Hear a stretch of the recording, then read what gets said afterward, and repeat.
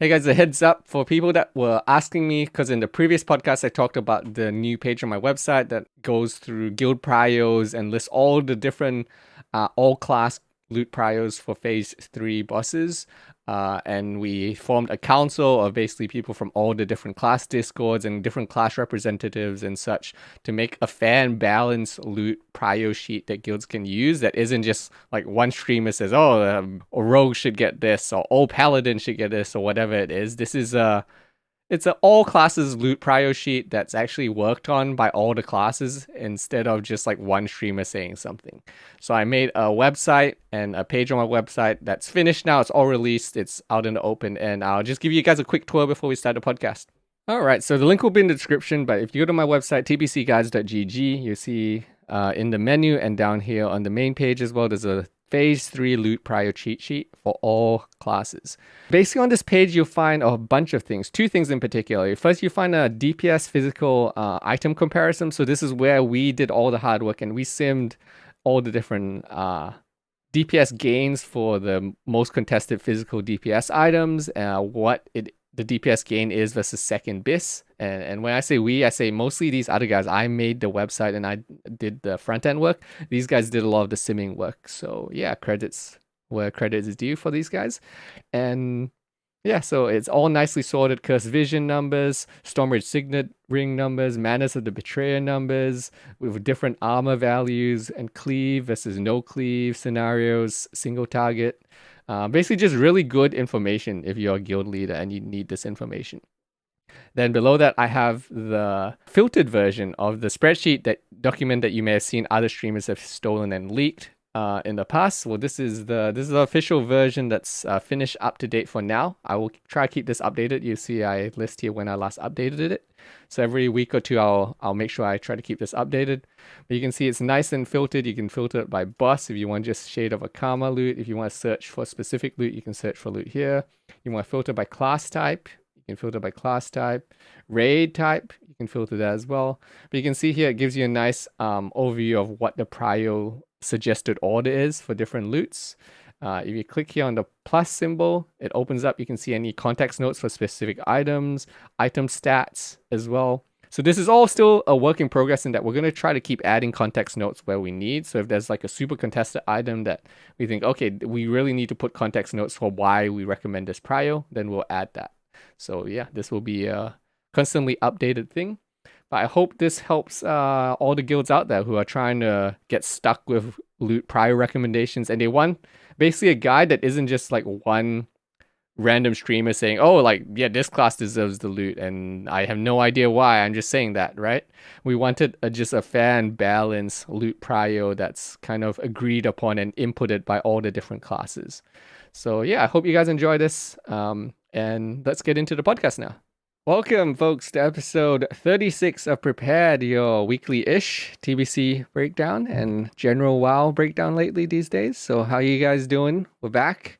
Been a little bit of a break. So this is, been 2 weeks since the last show? Because last week was literally launch day for TBC Phase 3 when our podcast was scheduled. So we usually skip those weeks or delay them because otherwise we'll just both be exhausted and dying.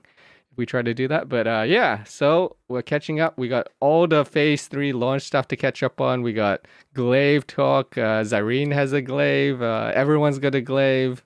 We got spectral tiger mounts and PvP changes and chickens being You have a glaive? I don't have a glaive. Okay, everyone but me apparently has a glaive. We got you got like 3 DSTs though, so that's true. That's true. I can't even complain. I had 2 DSTs in like 2 weeks. It has to come around a little bit. I didn't get DST until like phase 2.5. yeah. Well, I think my guild has like 8 DSTs or something right now. Oh, wow. Yeah, we got a lot of DSTs. I think almost basically everyone's got a DST. Jeez. So yeah. I one of my guilds is at that point. I think the other one is almost getting there, but it's also because like people are cutting back pretty heavily on hunters in general. So it's like you kind of have like 1 or 2 warriors, like an arms warrior, fury warrior, 1 or 2 hunters, a survival, and then maybe a BM. And then you have like maybe a rogue. So there's like 5 DSTs are going to do it for you for the whole raid, including like your feral. So yeah, there's not much need for DSTs now compared to like when you had like 6 hunters in your raid. So yeah, I definitely think that also is a factor at how DST'd out or capped a guild is getting right now. So yeah, hopefully I hope to bless everyone in chat with DSTs so they don't have to go to Gruul splits anymore. That is, if you could go straight to Gruul, it would be nice, but you know, you do have to spend like the first 15 minutes or last 15 minutes of a raid in Gruul still. And I get it, you know. But yeah, it does feel bad, dude. I'm just glad that we're not doing Mechtherodon anymore. My guild was keeping up with the Mechtherodon for a while because we were gearing up like new people coming through, and they're like, "Oh, we got to get this like one item," and it was attacking on the.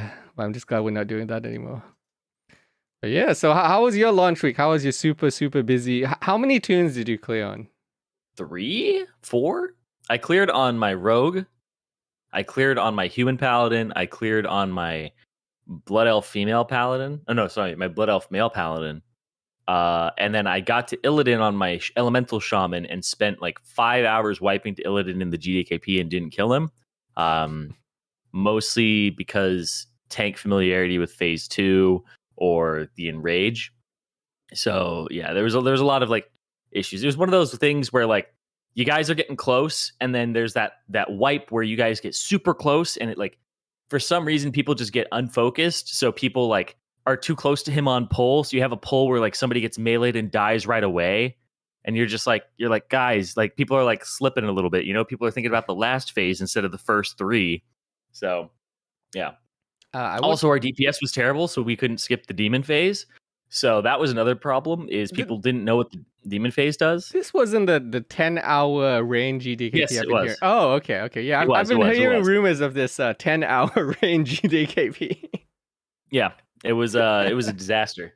It was a disaster. Well, because like I heard you made a lot of gold though, at least.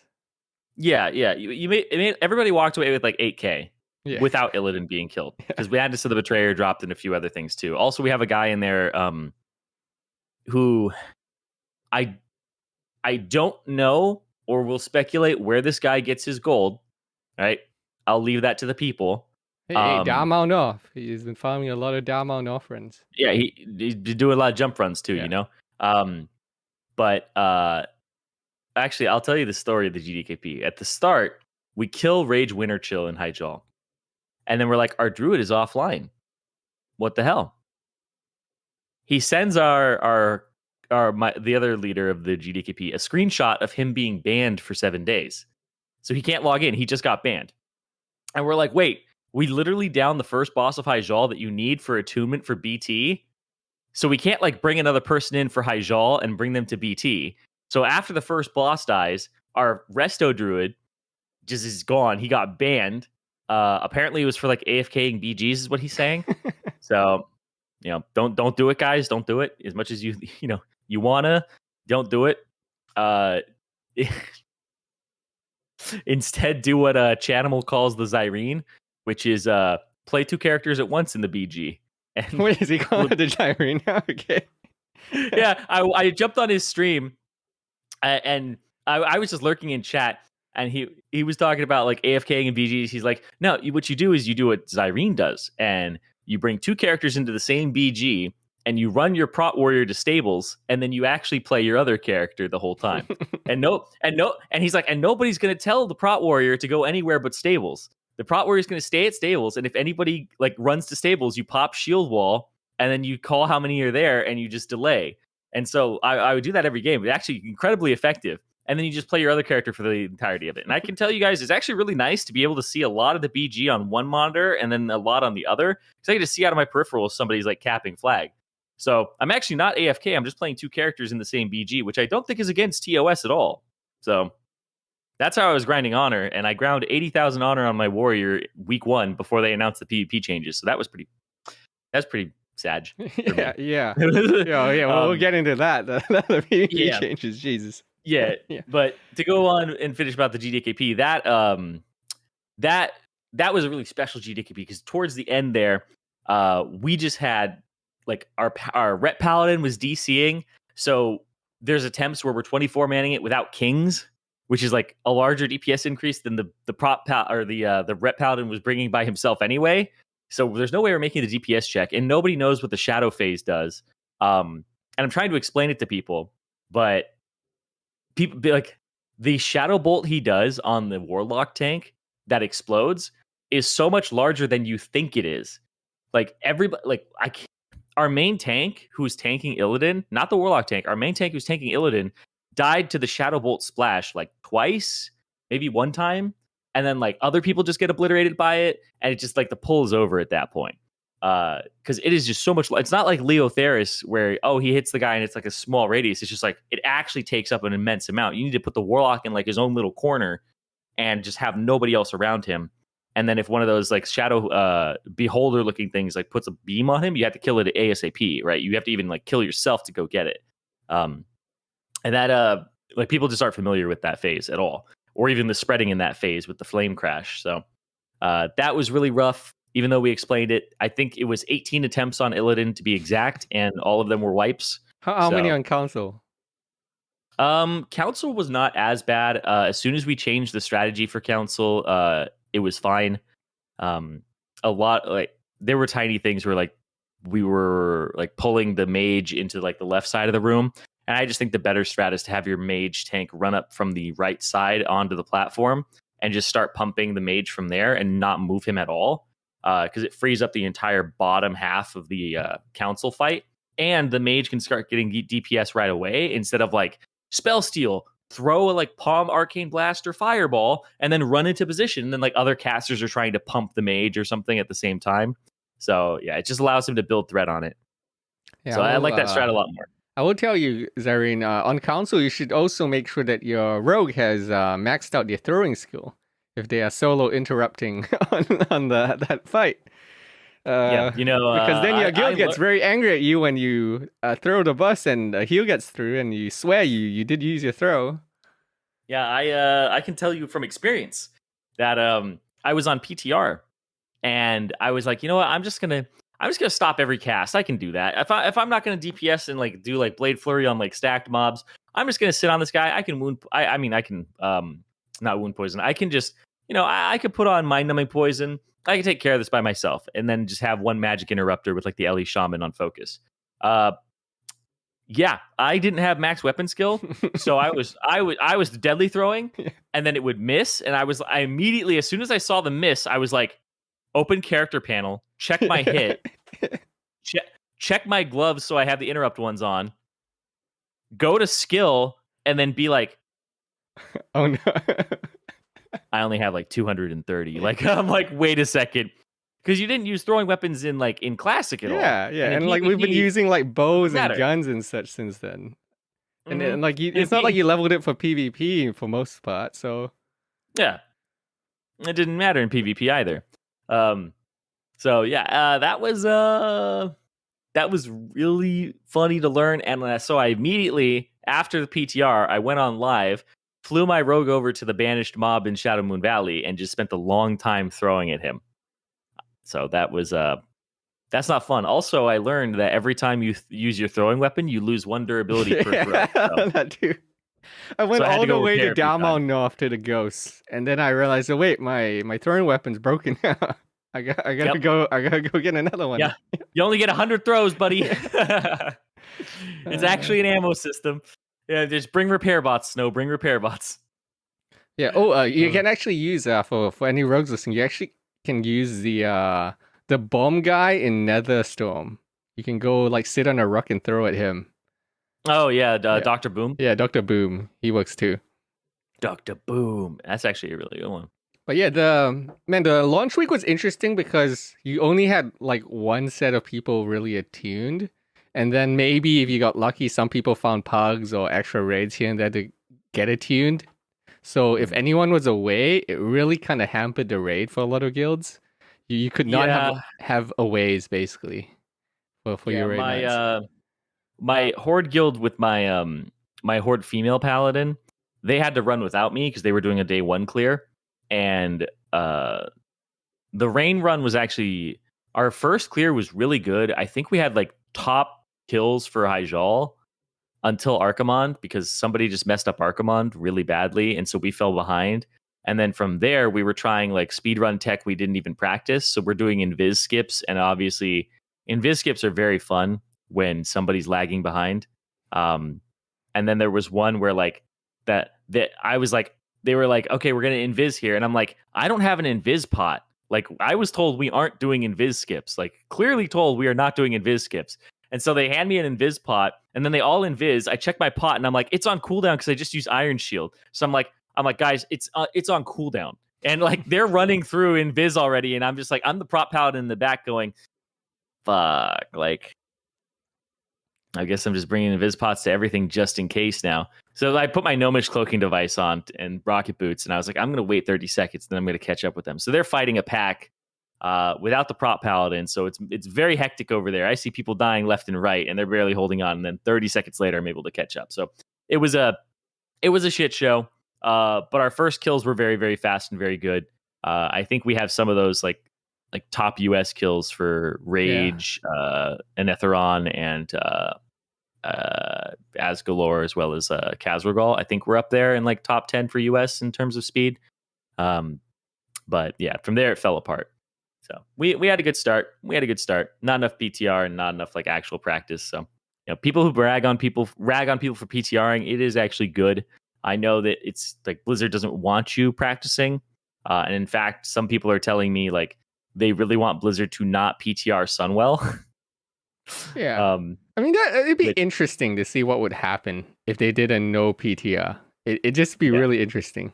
Although I'm fairly sure it'll probably work out exactly how it's always been with like progress just ending up way ahead of everyone else. Yeah. I mean, back when AQ40 was coming out, and AQ40 was like locked or something on PTR. I don't remember exactly what was going on. Like, I don't think you could really PTR AQ40. You guys are 20 US. Is it 20 US? Okay. Yeah, 20 US. Clear. In Illidan or Hyjal? For everything, yeah. For like full clear. Yeah. We were so much faster in Hyjal though. I think we're like number 2 or number 3 in the US for like almost all of our kills of singular bosses there. So that was fun until we inted the run a bunch of times to try and catch up, because it was basically like, you know, some Ricky Bobby mentality: you're first or you're last. There's no in between. So we definitely went a little bit more for the last position this time. But yeah, it was a lot of fun to do it. But yeah, if they didn't release PTR for things, and like I was talking about AQ40, I know a guild that was actually just using a private server to PTR AQ40. And I watched them do it, and there was like they had like a little like NPC they had somebody running around with double Thunder Fury in like full Bone Scythe, flying around as a GM, and he would just world buff everybody. So he could mass res the raid, and he could world buff everybody. And I was like, this is a crazy private server that's going on right here. And then they just kept attempting Cthulhu. So yeah, I remember watching a guild do that. So some people have private servers and things like that they can test stuff on. I don't know where you get them or how you start that shit, but yeah, the guilds would still do that even if there wasn't PTR. So PTR, like, I guess, is an accessible level playing field for people. Yeah, if anything, it just helps the other guilds keep up with like the private server guilds that have all that stuff set up already. Because really, that's the difference. Like, anytime I look back at my time when I was in progress, and it was always just the organization factor and the fact that like they have like offices for everything, setting up the like infrastructure, like testing or like planning stuff. Like it was all of those things that really made the difference. And things like PTR only really they benefit the other guilds a lot more than they do like the actual like top guilds that are already doing all the testing and such on their own. I think PTR is definitely helpful, like you said. Some people are saying they want it to not come out with Sunwell. Some people are telling me if Sunwell's even bugged, that they're okay with it, because it's more like an authentic experience of like a Blizzard release in Classic, where like something is unkillable because it's bugged, or people are trying to find a way to kill the bugged version of something. Because like, it's gonna go down well when like one bush just doesn't die for no reason. Yeah. I mean, because they did the Illidan fix, right? The good old Illidan fix that fixed chickens. Oh yeah, the enraged thing. It has had other effects on different bosses. In case you didn't notice, Kael'thas now no longer spawns phoenixes at the start of his fight. He will spawn a phoenix like a minute into his fight, and then when he goes into phase 2, his phoenix timer restarts, which is the appropriate phoenix timer. He's not supposed to spawn them right away. Basically, the gated cooldown on like Illidan's Enrage, where he's not supposed to enrage until like a minute in, or like maybe like 45 seconds or something. When it was like, oh, he's actually enraging too early because the cooldown wasn't applying at the start. That was happening with Kael'thas' Phoenix as well. He's not supposed to Phoenix as soon as he goes into phase 4 and phase 5. He's supposed to Phoenix like a minute in. So we actually killed Kael'thas with 0 Phoenixes spawning. So we were able to burn him to 50% in that 1 minute time, and then burn him from 50% to 0 in like the minute that you have there, a minute 40. So because of this change to boss mechanics where they can't use their ability at the start, it's actually affected a lot of other bosses too. Yeah, we have been fighting a buffed version of Kael'thas that did not exist, you know? Yeah. So Kael'thas is even more nerfed than he is. He is fallen from grace as this guy who was like, you know, a lot harder to kill. His council was like really buffed. These guys, no, it's really easy to do now, which I guess is okay because it's previous content. And helping a friend gear up right now, I'm kind of like, it's kind of nice that the previous content isn't something you had to do stepping stone wise. Like you can maybe get carried through it a little bit. It's nice to be able to pick and choose as well. Like when you go through SSC and you have everyone in a guild, like, okay, what stuff do you guys still need? Okay, do we have to do Lurker? No? Okay, good, let's skip this. Yeah. Yeah, it's really nice. But is it just me, or are raids getting cheaper?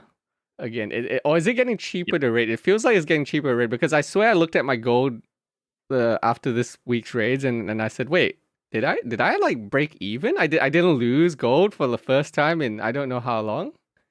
It depends on how you're raiding. If you're using super sappers, goblin sappers, fell iron bombs still on cooldown, if you're using haste pots on cooldown, and also if you're elixir of demon slaying swapping, because right now what people are doing is we're handing all of our melee marks of the Illidari so they can literally bring like 30 flasks of relentless assault. Because we have so many marks now, you hand them like that so that they can just flask relentless assault pretty much everything, and then they get to supremus and they demon swap. They swap there and keep using demon until they get to shade. Shade, you swap back to relentless assault, or sorry, before shade, in the human pack or whatever. In Shade's room, you swap to relentless assault. You keep that on all the way to Gore Fiend. Then you go, and then when you do Reliquary, you still keep it on. You go to Gurtog, keep it on. Then when you go to Mother, you swap because she's a demon. Then you swap back. It's like it's also worse in Hyjal because all the trash is undead, and then the bosses are demons. So for the trash, you use Relentless Assault, and then for bosses, you use Elixir Demon Slaying. So you swap 5 times there. So if you actually Elixir Demon Slaying swap, you need like 10 flasks. Yeah, I had a lot of people whisper me about those, and I was like, well, if you're a baller, you flask in between each.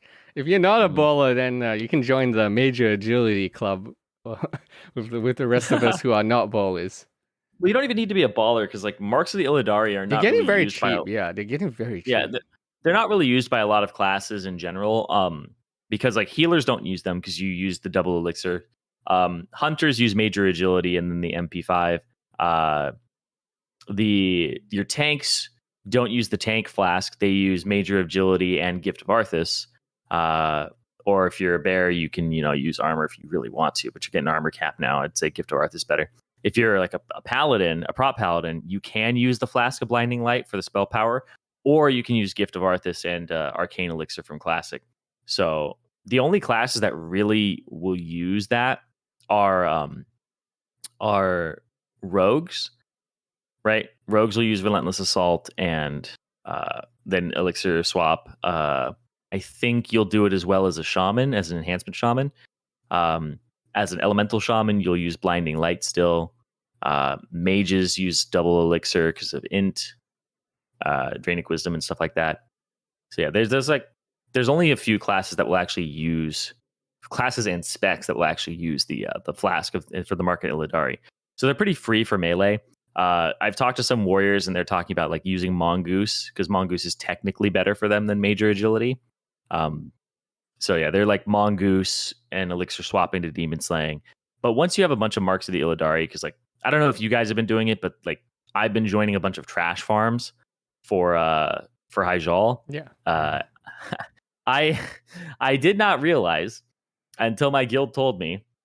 They were like, "Hey, we're doing this trash farm, and it's like 2 a.m." And they're like, "Get in here," and I'm like, "Okay." They're like, "We need a prop paladin, so the one's leaving." And I'm like, "All right." And then they're like, "Okay, Hearts of Darkness are rezzed for the guild," and there's like 10 of us or something. And I'm like, "What was the deal before?" And they're like, "The tank, the paladin tank, was rezzing all Hearts of Darkness," and I was like, "Wait, what? Wait, well, hold on." Hold on a second. Am I gonna? No, I don't think I'm gonna do this guild run anymore. And it's like typing, looking for more from me. Like I'm like, wait a second. Like that paladin was literally making 4K gold per hour because he was rezzing all of the Hearts of Darkness and doing trash farms, and people were still coming to it because they need repper items, right? So that was something where I'm like, Hearts of Darkness are gonna go down in price, so might as well farm them now. Yeah, that's one of those take advantage of them early things. Mm-hmm. Like I was like, I'd be a fool to help my guild, but I'm helping them. It's like the next Ramus trash farm early on. The people that were selling the trash items, man, you made out like a bandit that first week if you did trash farming and sold items. Those guys made bank. Oh yeah. Yeah, we had some guildies in progress. They were really nice. They got me my Harbinger of Doom. What was the Harbinger of Doom? Yeah, it was Harbinger of Doom, right? The dagger. Yes, that's the dagger. Yeah. Yeah, they got me one really early. I literally zoned. They were literally there for 5 hours farming that, and then I zoned in and it dropped and I left. Good times.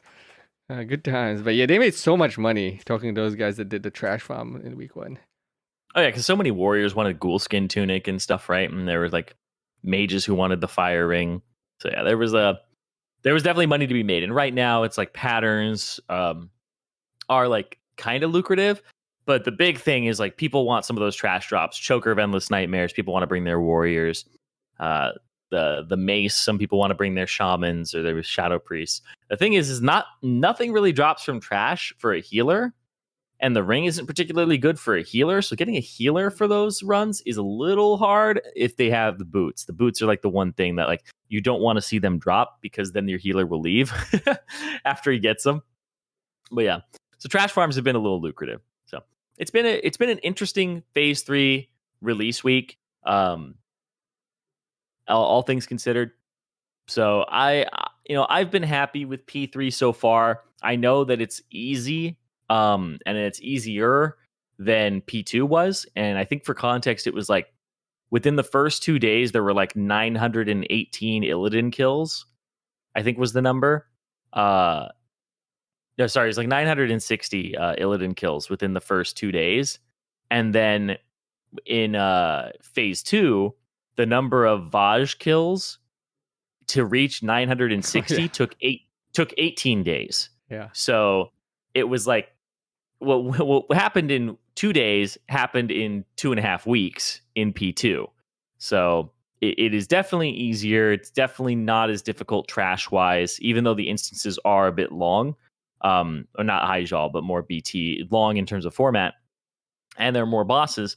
It's definitely a lot easier to go from point A to point B. And people are definitely more educated about these things. So there might also be more people playing this phase 2. I'm not sure. I didn't look into those numbers. If there was another like gigantic, I was trying to have a look at the Ironforge, but I'm not sure if Ironforge is updated yet.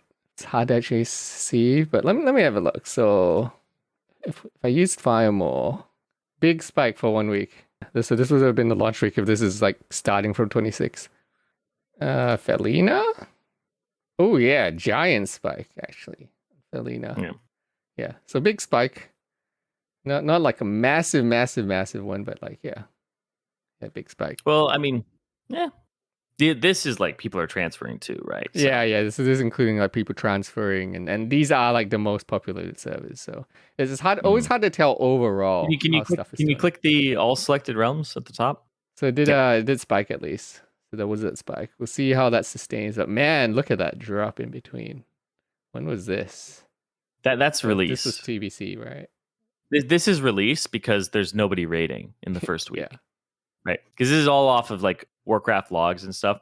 So the people who will actually kill Gruul or Magtheridon and stuff like that, or Karazhan, right? It took people like a week or two to level. So yeah. That makes sense. But yeah, what's that big ol' like everybody rated there in like, was that March of last year? It's probably Blackwing Lair, right? Is it Blackwing Lair? When was this? 2020. Yeah, you're right. That is Blackwing Lair. That'd be my guess. Just because as a YouTuber, that was when I saw analytics spike a lot. That was when like everyone was hyped. Yeah, that was Blackwing Lair. Ding. All right. Damn, a lot of people like BWL. Yeah. So it makes it interesting because it feels like this phase is kind of similar in that the content isn't really that hard. Blackwing Lair wasn't hard either, and the content this phase isn't really that hard, and it's not super time consuming either. It's I think it's one of those tiers where it's reasonable for your average like semi-hardcore guild, as long as you're competent, to get it down to 2 raid nights pretty quickly. Even potentially 1 raid night once they get things worked out. It's like something where you can actually start cutting back those nights. Whereas last phase, it took a while before like the casual or like the non-hardcore guilds could cut away from that 3 raid night schedule, because it was taking a long time for a lot of guilds to do SSC and TK, especially with how buggy Vash and KT were at the time. So it's I'm interested to see the longevity, because it's definitely not as hard. But I don't know if that's like good or bad, or if the cheaper raid, the fact that people have like better consumables now and they can use the Shatref flask and things like that, whether that will have any impact on people who felt like they were being stressed to raid or needing to log in and farm and do all this other stuff in order to raid. It seems like the limitations have been loosened a bit. So yeah, I don't know, we'll see. But I had a good launch week, and you in particular, Zirene, you had a very good launch week on your rogue. Yeah, I have 2 paladins that both have 4-piece. The other one is a 2-piece, and my rogue has a main hand glaive. That, you know, what's really funny though is I saw Jake and Bake. He was like, "Oh yeah, my feral didn't show up last week, so he actually has 4-piece rogue tier already." And I was like, he's probably the only rogue in the fucking world that has 4-piece already, because everybody's feral druid's getting it first. I was like, holy, there's probably some CLC out there somewhere, but I was like, Jesus Christ. So, but I know that there is one rogue in my Discord who literally had your tank DC at the end of the raid, and then he got all the tier for that rogue. All you need is your tank to DC and not come back, and then you get all the tier. Apparently, that's the key. Just DDoS your tank, DDoS the tank. Yeah. The feral set bonuses are actually insane, though. Seeing them in action, the feral bonuses are really good. Just the 15% increase on basically the damage and the threat of mangle and swipe. It does an insane amount for snap threat, and does an insane amount for actually their AoE threat too. Swipe, it becomes their filler, and it becomes even better just like with that 15% damage increase. So there you go. Works. Yeah, Works is the rogue in my Discord who's tank DC'd, and he just got given all the tier. All right, man. If you want to pass that DDoS software along, just help a brother out, Or if you're second on Glaives, what happens if the first on Glaives just happens to get DDoS every week on the kill. But yeah, have you seen this Mechanist guy? Back-to-back Glaive drops, which is interesting because Zirene, you are the holder of a main hand Glaive. How has the performance been like as far as like the DPS? Because the interesting about upgrades is a lot of the time people don't, it's like placebo almost when they get an upgrade and they say, oh, I can feel the DPS difference. But with Glaive, it's like, yeah, you should be able to feel the DPS difference, because not only do you see bigger numbers, but it's literally like a massive DPS increase. So I actually have the same mentality of like, it's a placebo effect, or it's very, very minimal, like a 1% thing, which is like so hard to, which is like, I guess I'll put it this way. Having like a small percentage increase in your character's output is usually within such it's like one standard it's below even the standard deviation of increase. So it's not really perceivable or actively perceivable. So most of the time it will be placebo. Even if you perform well on a fight, it might not even be your best performance if you look at your logs, because you like low rolled, but it still felt okay, right? I think the only things that actually changed the way that I played or I felt in Classic on my tank warrior were there were only 3 items that actually changed the way my character felt. And that was Thunder Fury tanking, Hungering Cold, and Kiss of the Spider. Those are the only 3 items throughout all of Classic that changed the way that my tank felt, is from like a singular item standpoint. Otherwise, it's like getting shoulders for 2.5, getting pants for 2.5, like combining everything. Sure, it feels good when you have like multiple things that are like a 1% increase to your performance. So like you're like, oh, this is a 5% better tank, right? Thunder Fury, THC, and the Kiss of the Spider were the only things I actually felt. That being said, warglaive, I immediately felt. This thing actually hits incredibly hard, and in PvP, you really feel it when somebody is low. When somebody is low and the talent kicks in that increases your damage against people, right? When they're below 35%, that goes to like an astronomical level. Like I'm hemoing people for like 2k. I'm ghostly striking them for 2k, and they have resilience. The weapon is like almost like a 20% damage increase to your main hand weapon. And for context, the top end of Glaive is the low end of Storm Herald. So you get hits in there sometimes, big old white hits. And I play a warrior with Storm Herald right now as well in PvP. And some of those white hits are very similar. And it actually scares me because I only have 1 Glaive. I don't have 2. And it actually is a significant change. I went to SSC, and even though I didn't top damage on a lot of fights, I went to the overall for that SSC, and I didn't really do much of anything. And I parsed a 98 overall, and I was #1 DPS in the entire raid, beating all of our mages and warlocks. I don't know if they were taking it easy that week or something, but I definitely was not like flooring it or anything like that. So it just feels like the weapon is incredibly strong for having it in the first week, especially like the first few days. Yeah. But what I did is I immediately went into Warsong Gulch. I put on a bunch of like I put on a bunch of like, Freedom Call, like old school, just like epic rock metal songs and stuff like that. And I ran around Warsong Gulch.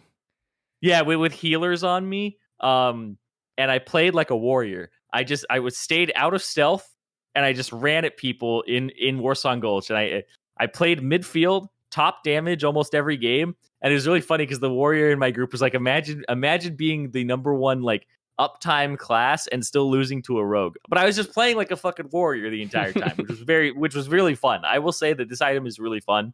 There are 2 things about it that I think are really like kind of, I guess, 2 sides of the same coin, which is the glaive coin. One of them is people will whisper you grats, like really well deserved. At least I guess in my case, people are like grats, really well deserved. Like happy for me. People have heard about it and stuff like that. And then there's the people who inspect you, and then the glaive envy will kick in. The glaive envy is really real, guys. I can't emphasize this enough. The glaive envy is real. People will whisper you. They'll check your logs and be like, can't believe they gave it to like somebody who can't even parse like hundreds or 99s on this fight. Somebody check like your rating, your arena rating. Somebody checked my 2s team, and I had a 1600 2s team, and then they were what? So everybody was like, this is what happened. Everybody was really nice around Shatrath Bank. I was chilling there for a little bit, and everybody's really nice. And then I was like, you know what I'm gonna do? I'm gonna go fly down by the arena guy. So I went to the arena guy, dismounted there, and I decided to stand there for a little bit, as one does when you're trying to show something off or do a little experiment. And a rogue comes out, says, glaive hard stuck 1600. Now I've seen it all. And then he goes into his arena.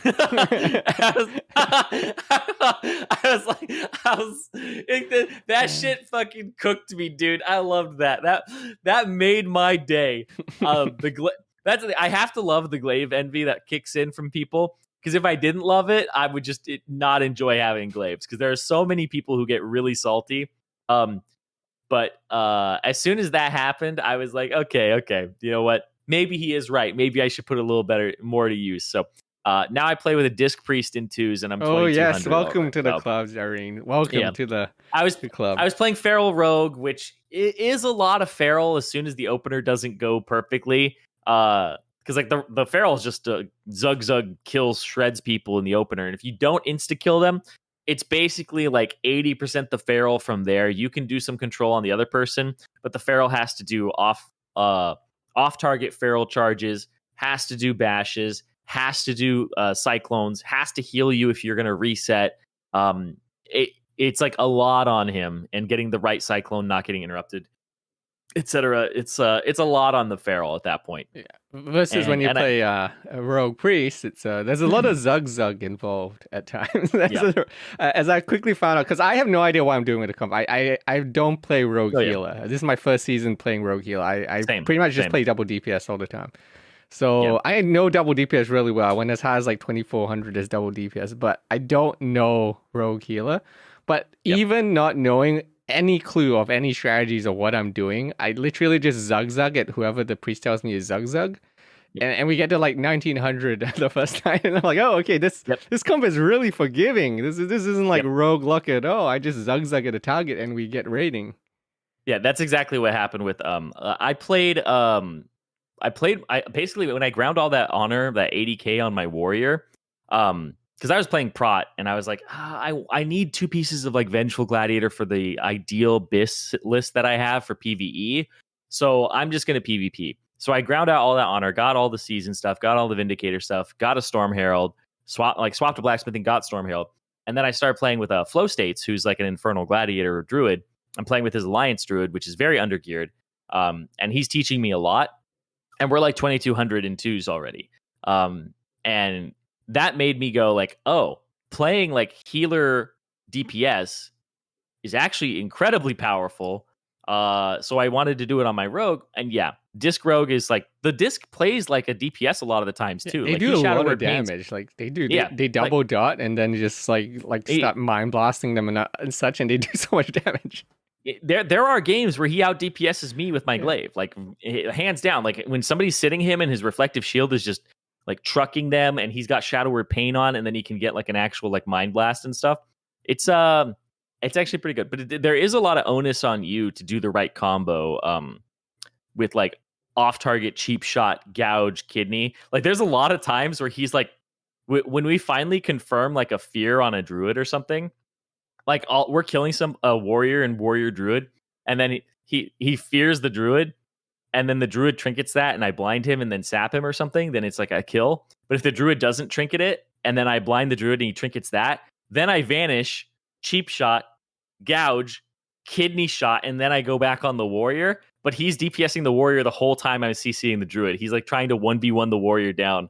There's like a really effective strategy actually, But glaives, in my opinion, like people, this is not like Thunder Fury. This is not like other like even Eye of Rag, right? This is a much higher drop rate because this is something that's coming out in the what I guess is sort of like the penultimate 25-man raid. So there's not much time left to TBC, whereas you want people to still get these items, right? So this is not like a phase 1 item coming out in a game that's going to be almost 2 years long, right? So this is something where it's definitely a high drop rate.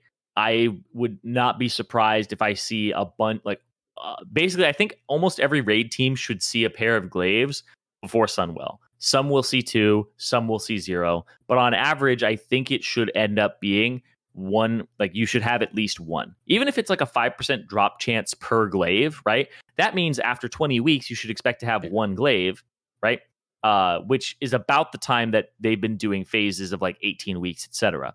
So, I mean, if the thing is, they might be independent drop rate as well. So that's the interesting thing about glaives is that if they are independent drop rate of each other, you technically every kill you have like a 10% chance of seeing a glaive drop. Yeah. And that's if they're 5% each. We still don't know, because the interesting thing about this glaive stats is that I've talked to a whole bunch of people who have been looking over the stats of drop rates and things for the first week. And some of them were saying, wait, we should have seen double glaive drop by now. If they were independent drops and they can double drop, this week should be the week that we see some guild get a double glaive drop. But we haven't heard any news of it. Yet we have still seen a lot of glaives drops. Yeah, so it's really interesting. If it's a 1 in 20 drop that you see a glaive, it's a 1 in 400 drop, right? That you see double glaives. Yeah. So it's I think is the math. It feels like we 5% of 5%. Yeah, it feels like it's not possible to double drop it because otherwise it feels we should have seen a double drop at this point already. We should have seen like 3 double drops. Yeah. Or something like that. Yeah, and it's for sure would hit Reddit if this ever did happen. So I wonder if there's some coding in there where they're independent drops, but they make it so that you can't get both at the same time in Classic or something. Because if it's not independent drop rate, then the drop rate for each individual one is way higher than we expected because we're seeing a lot of glaives. We're seeing a lot of glaives. And I know there's and glaives is definitely like a high drop chance, right? It's higher than most legendaries that we've seen in the past. I would say it's definitely higher than all the legendaries we've seen in the past. It is, like I said, it's a significant damage increase to the rogue so far that I've seen, and in PvP it feels the same way. Now there's 2 things that I think are interesting here, and it's the set bonus is incredibly good. It's more haste than DST, and people have been saying like glaives are going to ruin arenas, right? I personally agree. As a glaive holder, I do think that glaives are going to be incredibly hard to deal with in arena. I was running into the number 1 double rogue player yesterday, and my 2s team with Warrior Druid, we're like 60 and 18 in terms of our win loss, and we lost to them 8 times and beat them once. Like, they can blind me, zug down my druid, survive for 20 seconds, and then full DR blind me again, and they absolutely destroy him. Like, there's not a thing he can do. It's we tried. There's no counterplay to double rogue when they get the opener. We tried everything. And I'm a human with perception. Like, we tried everything. We tried intervening kidneys. We tried fearing them, and they're double human. They aren't even undead. We tried fearing them and cycloning one of them after they trinket to try and peel. Like, it was basically impossible unless I get like a mace stun, imp hammy on one of them and like blow their vanishes and keep one of them completely off of him with RNG. That was the only time we won, was 1 out of those 9 games. And they're incredibly good for sure. And even like disarming them and stuff, it was super rough. And I'm sitting there going, these guys are running around with like Talon, and then one of the other rogues I think had the double fist weapons from Hyjal for like the little fire proc, which does like 300 extra damage because it procs like twice in those games. So it's okay, but if you have like a fresh rogue or something, you can go join like a Hyjal trash farm and get like actual them. Like good items. So I would say like that's not they aren't bad. But I'm like sitting here going, if these guys legit did like 20% more damage each, my druid doesn't stand a fucking snowball's chance in hell against these guys. And I'm sitting there going like, what about like I think you could just obliterate like a mage, right? You like obliterate a mage if you wanted to. The other rogues would be absolutely destroyed. Like, I think double rogue with glaives, once good players get those glaives, is going to be insane. And this isn't even with like set bonus. I'm like shredding people without the set bonus. This is going to be like an absolutely... I don't think you even need the set bonus to do it. You just need a main hand. Yeah. You just get a main hand and you're good. Oh yeah, but I'm just saying like the set bonus is even more. That's the thing, right? You don't need more than just the main hand to obliterate people, but you're going to do even more than you do right now, which is the main hand. So as a glaive user, I do think that glaives are a little strong.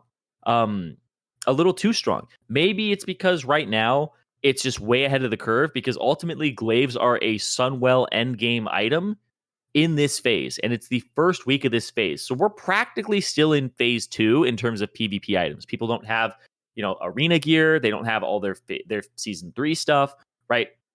People barely have weapons. Maybe like one guy's running around with Kata's Edge, etc. But right now, the power curve of getting glaives this early feels ridiculously strong. So let alone having 2, which I think we'll definitely see double rogues with 2 in like 5 weeks. Did you see that Chris Thorban was running around with the double main hand glaive rogues in 3s? He was playing druid double rogue, and they both had main hands. Rec got one as well, and for people Fjordblade, like people who don't know Rec and like Fear, those guys are rank 1 level players. So when you get rank 1 level players with glaives, that's a big difference from just like your average slub with glaives. Because like people don't understand, like you can give an average rogue glaives and it may elevate their ranking in play and such, but it's not gonna fill in all the blanks where they have to know like when to blind, when to do combos, when to use cooldowns and such. So it's not like it's gonna turn an average guy into an instant glad, but it will raise your rating. And if you put it on someone like Rec or Fjordblade and those guys actually know what they're doing in PvP, big difference. Then it's almost like, oh yeah, this is like uncounterable damage. You can't beat these guys now. Yeah, the damage is just absolutely insane. Like whenever we play mirrors and whenever we're playing like rogue discipline priest mirrors, the other disc priest is like struggling a lot more than mine, even if they're like equally geared. Because I just do way more damage than this other guy. I hope you run into Chan on his luck druid combo, because he hates disc priest rogue so much. I actually beat Chan on his rogue. That's good. Because if you lose to Adam Chan, you can never live it down as another rogue. Yeah. So we went 1-1. I beat him in the first one. Pretty sure his cheap shot resisted against my priest. I think my priest resisted 2 of his stuns, and then I hemoed him through evasion 1 time. So I definitely high rolled it, but he just got destroyed in terms of like, I'm only on him for like 4 seconds, 5 seconds, and his HP bar is basically he's popping sprint, evasion, and running. And the mage is having to deal with like my priest and like trying to peel me off at the same time. So yeah, it's like I am definitely not as good of a player as Chanimal. But the glaive helps. It helps. Right.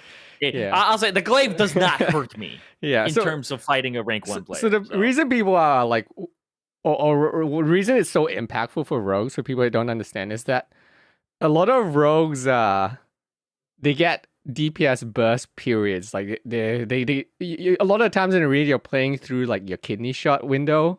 So you're like, okay, we're not going full out. We're kind of keeping a bit of energy. We're waiting for cooldown, and then we're gonna go. Oh, I got my kidney. Let's go 5-point kidney. We burst now. Right, and if you can get that pressure in that burst window, that's when you get cooldowns, that's when you can go for kills and such. And having that glaive just makes every one of your all-ins just that much more scary, because you're just doing so much more pressure all the time. Yeah, if a druid has enough like defense or like not defense, it has enough like HP and survivability and bark skin and stuff to not have to trinket your first kidney, then it delays the game a lot for you. Because you want to blind his trinket so that you can sap him, re-DR, get the cheap shot again, and then kidney, and then he's dead, right? But if he doesn't have to trinket that, then he's fine, right? But if you're able to force the trinket by popping stuff and making sure that you just do more damage, he's going to trinket that, and he has to. He's like, trinket or die. So yeah, otherwise you like vanish garrote him if he doesn't trinket, and you're like, okay, yep, shit, he's dead. So yeah, when you have more damage, it doesn't hurt you. It helps you a lot in terms of that output. I've also seen people like we were talking about like, would double glaive be warrior bis in an arena? And ultimately, what my friends and I decided is you'll probably miss a little bit too much. Unfortunately, there's not a lot of hit on warrior gear. You'd have to like get a little bit more there, but even then, dual wield penalty can be pretty bad to deal with. So it may be good. I don't know how good, but warriors typically aren't like whittled down. There are a lot of like mace stun and all that. So hey, at least the offhand glaive is unique, and you can't get multiple of them for arena. Because imagine the flex if you could have multiple offhands for your poison. That was actually something that I was sitting there going like, I was like, once I have double glaives, how often do I actually want to offhand shiv like mind numbing onto somebody? Like I'm like, I could be missing like a 450 haste proc when I swap them off during that window. I'm like, And also, if I don't know how many items actually have this, but I know not many do. But it's like when you swap it on, sometimes there's an internal cooldown before it can proc.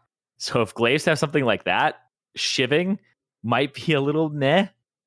But it's still wound poison is incredibly strong. Getting double wounds on will make the difference in the game more so than like 450 haste. You imagine Bob comes in the chat. Imagine if you get glaives proc and then you just start just using DST and you really go the full zug. You just become warrior mode. You just aim tunnel vision down at someone all the time. I mean that's what somebody was telling me is they were like, you should wear DST as soon as you get second glaive. I was like, it might be good, right? In like rogue priest, right? It might be good to actually wear a DST on top of it. So, but I mean, there's the question of should they be banned in arena, which I think is a different thing because we're talking about the overpoweredness of arena, not necessarily whether they should be banned or not in arena. Do you think they should do anything to an arena? Because there's the sentiment as well that this is TBC. A lot of people rolled it with the expectations that, you're going to run into that period of time when glaive rogues are just terrifying in PvP. And this is an MMO where people expect to be rewarded. They do PvE and then they bring that gear into PvP and they crush people. That's kind of like one of their goals of a lot of people who PvE, is that they want that gear so they can take it to arena and crush people like that. This is the beginning of the phase where in TBC, you have to PvE to PvP. Like a lot of people can't like just gdkp anymore to get the items they need. They're like joining full on guilds and stuff like that. Like my friend on Benediction was whispering, and they're like, we just picked up like 4 gladiators today, and they're like some random guild. I was like, what? And he's like, yeah, we have like Swacked in here now. Like they have like rogues joining them to try and pick up glaives and stuff. So yeah, that's definitely a need, because next phase, a lot of people are going to want 4-piece, right? 4-piece PvE, 4-piece PvP, and you can only do that by doing Sunwell. So I think that's what's going to happen.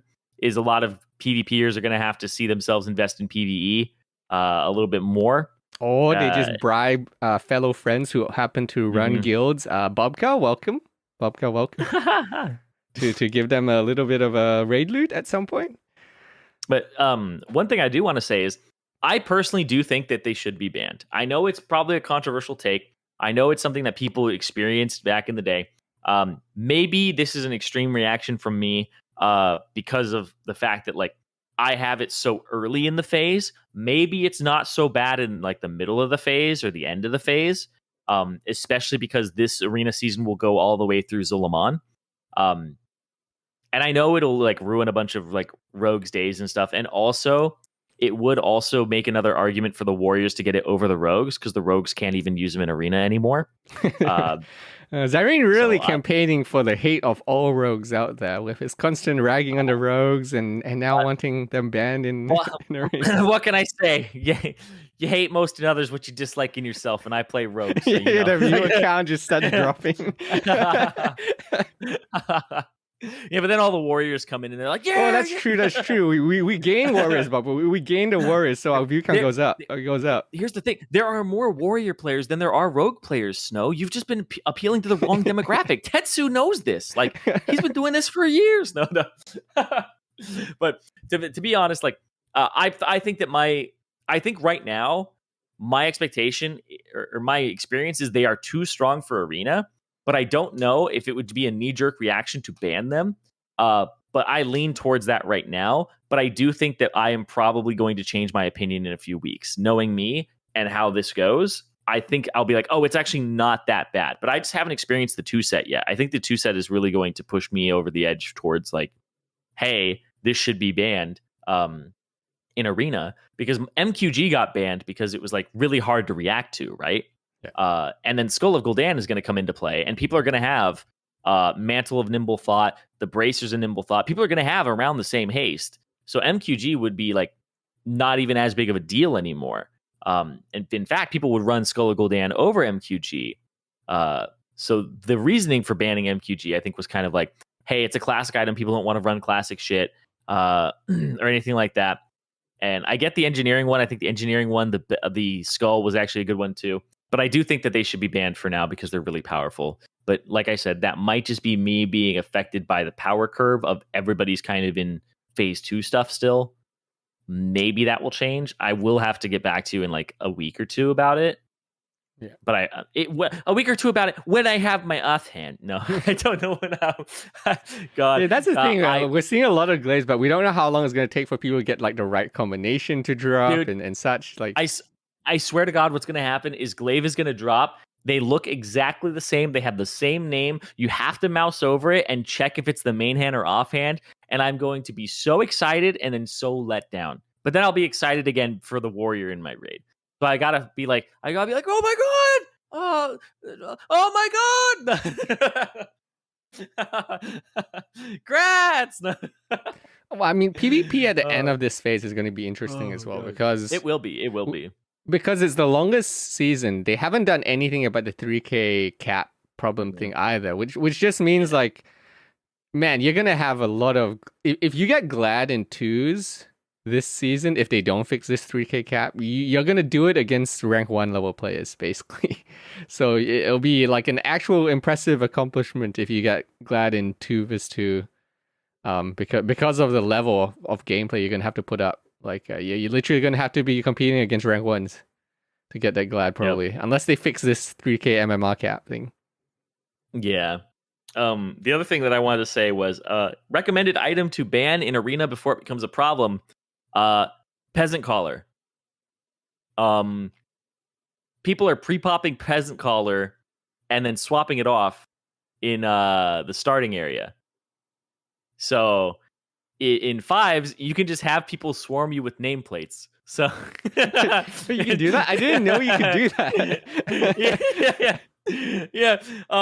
I was watching Bean and Woundman, and I saw them come out with peasant collars. Woundman always brings all this weird stuff in, man. He was the one that started the dazzling longsword stuff as well. I think it was Woundman using it too. And I think the peasant collar gets you in combat as well, like really quickly. So I think like he couldn't get sapped or something out of stealth. So yeah, there was like some weird thing with peasant collar. I think he's like trying some peasant collar tech. I'm not sure exactly what it is, but I'm sitting here going, there's no way that this should be allowed, whatever it is. Just get rid of it.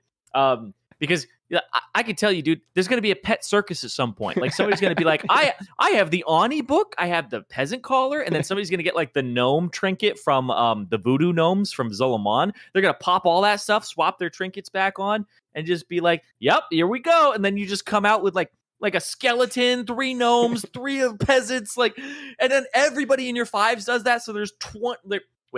There's 35 nameplates running at you. You just get zooed down, dude. Oh, but we'll see. Yep. But I'll have to mess around with the peasant collar a little more. But I did see it in arena, and it was very weird. It was very scary because the potential for them to be in 5s or anything else just seems a little funny to me. God, Woundman, man. Every time it's Woundman with these things. I know. Why is it always him introducing all this weird stuff in? I'm still so torn on the whole glaive should be banned thing because it feels like there's a lot of people who probably play TBC for the entire reason is like, I'm going to play a rogue, I'm going to get glaives, and then I'm going to crush people in arena. And then if they change that, it's almost like they took the one thing a lot of rogues have in arena is arena. Yeah. And then maybe they're only playing the game for arena, glaive, rogue. And then you take that away from them. It feels like it feels bad for them. I'm sorry. Have you checked the ladder at the top? I don't think you need glaives to do well as a rogue. I'm just saying, if you're a good rogue, like, that it was actually when I played against Chanimal. Big shout out to Chan, by the way, because I popped in his stream after our games and we were stopping queuing. I played against him once and beat him. Played against him the second time and then lost to him, and his entire, like, not his entire chat, but a lot of people in chat were like, glaives by the way. Like, as soon as you lose with glaives, everybody is going to shit on you. And somebody in chat was like, dude, this is like the Tom Brady effect with glaives. Like, as soon as a rogue has glaives, or a glaive and he loses, everybody's going to shit on him. Everybody's going to shit on him. They're going to be like, glaives, by the way, oh, haha, like losing with glaives. It's actually insane, right? Because people think like, oh, you shouldn't lose with glaives no matter what. Like, even if you don't get open or anything like that, you should be like the best rogue in the world if you have glaives, right? It seems to be like the expectation. That's the thing that I think is actually really interesting to me. And like I said, shout out to Chan because he actually defended it a little bit. He was like, you know what? Having glaives, the glaive envy is so real. Like he's like, people are just going to wait for you to fuck up. People are like waiting to shit on you. They're just waiting for that moment where the glaive rogue doesn't do the perfect thing, and then they're just going to shit on you. And he's like, but they're just like any other rogue, you know? Like, and so like shout out to Chan for, you know, the slight defense there, but also the understanding of what it's like to be somebody in a position where people want you to fail, right? So, he's just setting up for when Adam Chan rogue gets the glaives. He's just prepping. He's prepping them. You think he's not going to be like number one on the ladder like that? Oh, yeah, I'm pretty sure Adam Chan was already number one on the ladder. Oh no, he wasn't because he got banned and then got his title taken away. So that's how they stopped the Adam Chan rogue from taking the ladder away. Just ban him at the last minute and then unban him, but don't give him his title. I don't understand. That's the way I don't understand why he doesn't have it still. Yeah. Just like, yeah. So for people who don't know, since we did slightly go into PvP talk a little bit there, we can talk about the other PvP stuff for now, which is God. So where do I start on this? There was a massive ban wave. Okay. I guess we cover this because this is like incidental. There was a massive ban wave, and I just showed like Snuts was making a list. This isn't even like the full list on his stream, where he was like, "Okay, guys, who's banned right now?" Because it was like almost like people woke up one day and were like, "Yeah, we got our merciless glad mounts and titles today," and suddenly everyone was banned. Literally, the who's who of PvP at the top was banned. Everyone from like Chan, Fuelblade, Hosito, Mia. Like I heard the entire Oceania server got banned basically, and it was literally I was worried I was banned for a while because I was looking at the list. I was like, wait, I played with like 3 people on this list. Am I banned? Like, why are they banning these people? And it was later reviewed that it seems like some sort of automated thing went through where it seems someone maybe touched tainted gold and that tainted gold spread around. And that tainted gold automated banned everyone that touched it, which happens to be a lot of people who happen to do carries and things like that for gold, or who play on teams with people who do carries for gold. But that's the only thing I could think of that would make this automated ban thing happen. But pretty much the entire ladder got banned at the top, and then quickly unbanned because this ban fiasco only lasted for like a couple hours, maybe. I'm not even sure how long it lasted, but they got it fixed because I'm pretty sure Snuts and a bunch of other people started messaging their contacts to be like, hey, the entire PvP community was just banned. Could you look into it? And so they did find it, but the side effect of all of this, is that this happened when titles and glad mounts and stuff were going out. So what happened is a whole bunch of people got disqualified, and then the mounts and titles and such were given out, and then they got that reversed, or rather their bans were reversed. But because Blizzard's not going to, or at least they haven't done the harsh thing where they gave glad to people and then be like, oh, sorry, we made a mistake. You actually these other people aren't actually banned, so we're gonna bump you out and push you down, so we're taking away your mount now the next day. They're not going to do that, at least they shouldn't, and they've never done that in the past. So it basically meant there's a whole extra wave of people that got glad and titles and such that weren't actually going to get them. So there's just extra glads and extra titles, and some people who should have gotten the titles don't have the titles.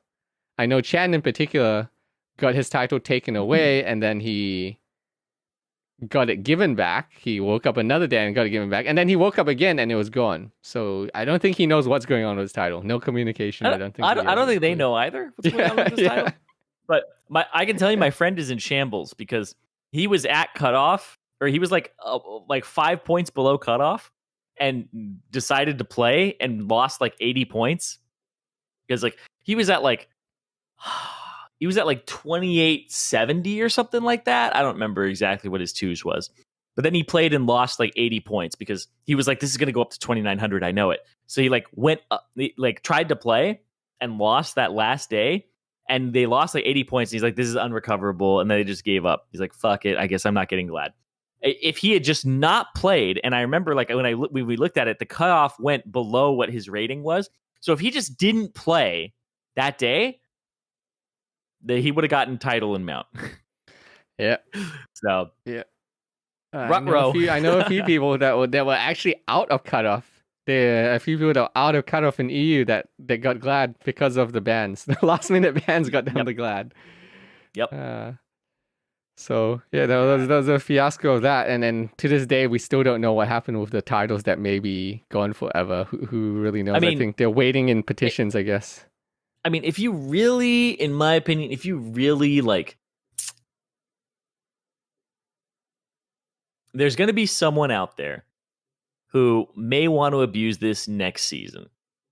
If you just get a bunch of buddies together, like a bunch of buddies, like we're saying, like if you get like the community of people who aren't rank 1 or glad and they're just right below and they really want to get glad, instead of playing arenas that day, just go on to everybody's servers and start mass reporting all the gladiators. Just mass report all the gladiators, get them banned like right before the cutoff or right before the titles go out. And then boom, there you go, night before.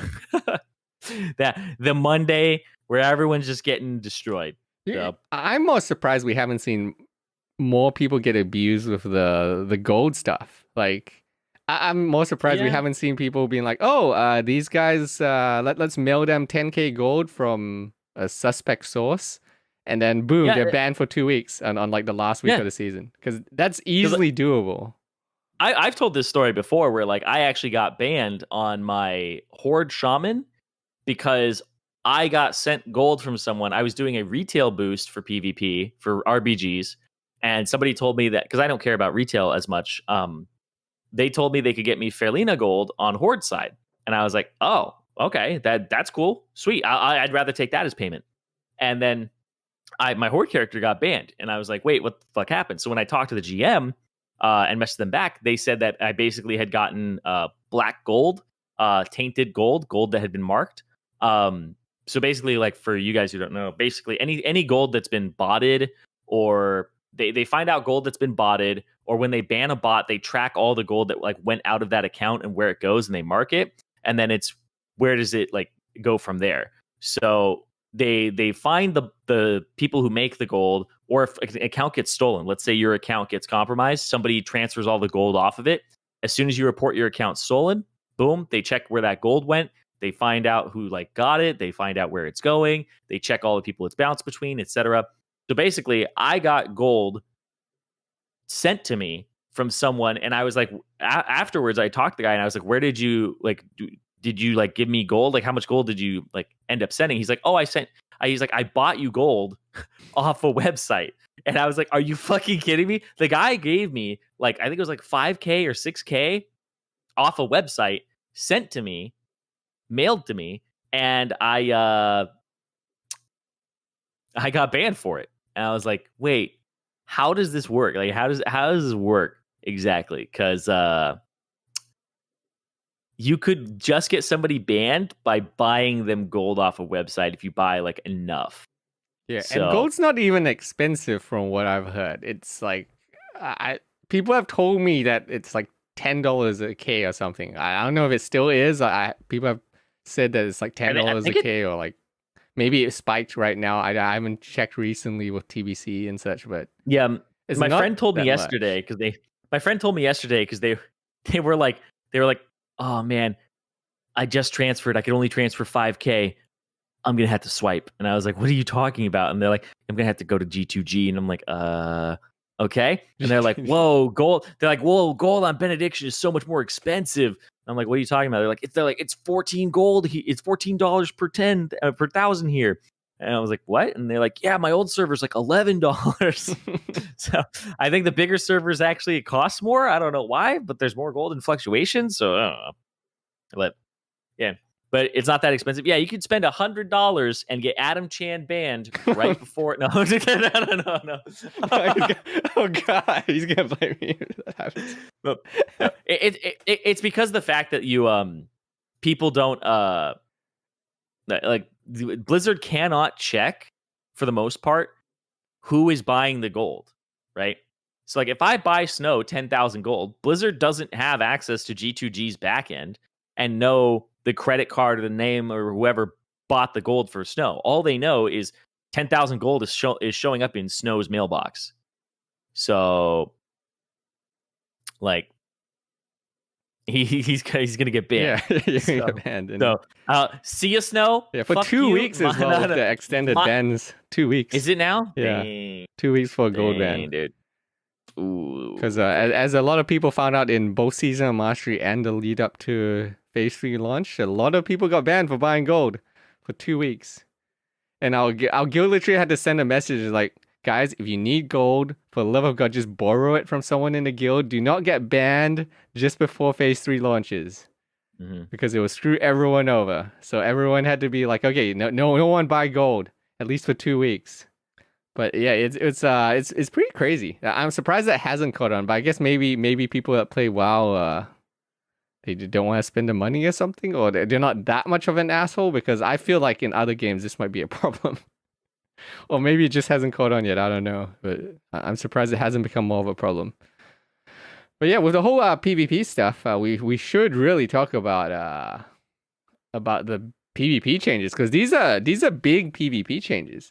These are actually really, really big PvP changes. So for people that don't know, a while ago, this Zulace, who's in Subfresh on Felina, posted just basically saying how Arena is not accessible, and the honor needed and what you need to get into it and the increased time requirements and such take a long time to get into. And he was basically made a post saying, could they do something about it? Mm-hmm. And Agren replied about a bit over a week ago with basically saying, yeah, we're going to make these changes, and they did. So going through the list, they made the PvP faction items went down to Honored Rep instead of Revered, which is good, because good change. Revered was really obnoxious to get. Yep. for people that only want a PvP in particular. They halved the cost of the marks for the current gear, removed mark cost on I think season 1 gear. Yeah, season 1 gear. And all, as I said, all Vindicator gear is half battle mark cost. Bonus honor in BGs got increased. The dailies got increased. So I think the daily PvP quests are giving something like 1,000 honor each. Yep. About that, and they added bonus honor to other daily PvP stuff as well. I don't know if this is bannable or anything like that, but my buddy is my buddy. All right, Zirene, who are you gonna get banned now? I don't know, but my buddy who happens to have like a level 62 alliance character on Fairlina is selling the Hellfire Peninsula daily for gold to people. So he's like, he makes a group and then like unstealths his character around them and gets killed. And then he does that until they finish their daily. So he is inting his alliance character into people for gold to complete the daily, because the daily's 1,000 honor as well in Hellfire Peninsula, right? So he's basically what is selling his name and his account number? You want the last 3 digits on the? You want the 4 digits on his credit card? Yeah, and the 3 ones security, on the back, you know, last digit security, 3 numbers. But yeah, he I don't know if that's something that actually is bannable, because to be completely honest with you, there's no fucking alliance on Fairlina left. So it's like having a Horde Benediction character and selling 1,000 honor to people, right? So I'm just like, yeah, I mean, it's actually a good way to get honor if he's charging like 50 gold per person, right? Like, yeah, because it's 1,000 honor. People will buy that, right? And then they turn in their daily, and I think I don't know if it gives you any gold anymore after first completion. I don't think it does, but yeah, there's basically no way to get that daily done on your servers unless somebody is like actually inting an alliance or a horde character into you. So I was like, he's gaming the system. I don't know if it's a bannable thing. He's helping fix the faction imbalance issue. So maybe he should be rewarded, not banned. He should be given extra game time. Okay. I like the way you think. I like the way you think. Providing a service. Oh. Yeah, it's a lot of extra honor. If you do all the dailies, you get like 2-3k honor easy per day. Yeah, it's not hard at all. Yeah, because there's Terracar Forest, Hellfire Peninsula, and then there's the Battleground daily. I don't think there's any more. Are there? There's the Hellfire Fortification. That's the one I'm talking about. Yeah. So Hellfire, Terracar, and then BG. Oh, and Hala. Is there a daily there? Yeah. There's a Hala. Is that the bomb one or whatever? Well, you need opposing faction as well for Hala. So yeah. But yeah, it's unlucky. It's really good honor now. So like now honor from the dailies is really easy to get, and the tokens has been a big change as well. So they made it so that if you turn in tier 4 and tier 5 tokens, you can exchange them for season 1 and season 2 gear. So this is, in my opinion, one of the best changes. It should have been a week earlier. Yeah. That's probably my biggest gripe with all of this is I just think it should have been earlier, right? I farmed out 80k honor that week to get my Vindicator stuff because it's PvE bis for prop warrior. And then I learned that I could have just gotten like merciless stuff. And when the marks got halved and stuff like that, I was like, I sat there and I was like, I literally could have just not bought these gladiator pieces. And I could have instead just gotten a second pair of Vindicator boots, one with sure-footed for actual PvP and another pair for actual, what is it? For bore speed, right? Yeah. Because otherwise I'm not using any movement speed thing in PvE.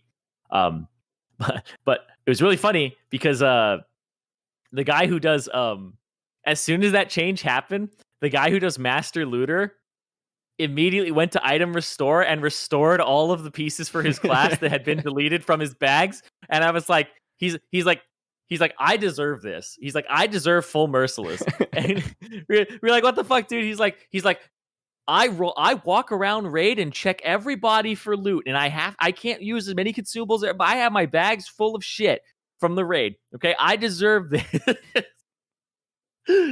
I was like, oh my god. So if you guys are a master looter for your raid, just go check your item restore page. There may or may not be tier pieces you may have destroyed in there of the tokens. So, but yeah, you never know. The timing, man, it's such a it's literally becoming a joke at this point that Blizzard just loves to do these really great changes at just really weird timings with no notice. Because like even if they at least just said, hey, heads up, this is coming, so that people know, hey, okay, maybe we don't spend all our honor and all our marks the week before everything gets halved, basically, and made it really easy to get. This is a situation though where I do feel like the good deed from Blizzard is being overshadowed in a lot of people's minds, at least the hardcore players who were farming honor, by the timing. Because the best time to release the best time to release that change was when the season ended. The second best time to do it was as soon as possible, right? Yeah. So even though they missed that one timing window, I still think this change is just incredible for the game, a good idea. For catch up, and makes me feel like I want to participate in PvP more.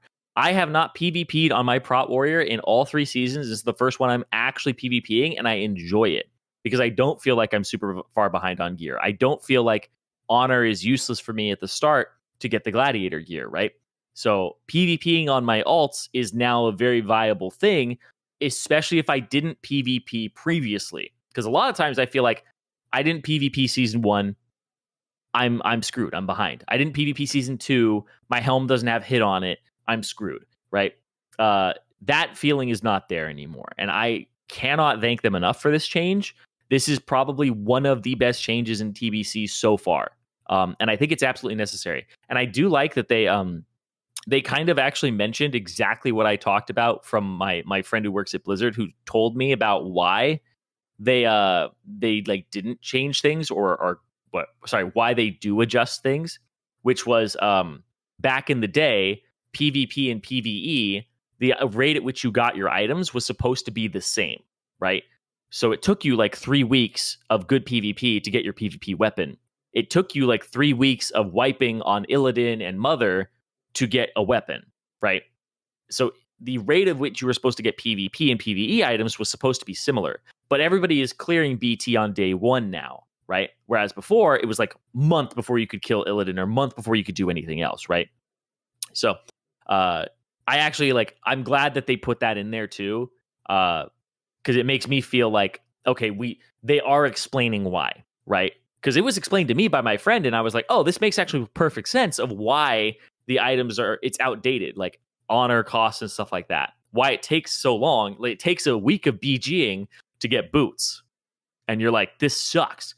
Well, it's because back in the day, it took you like 2 months or a month to get boots from PvE.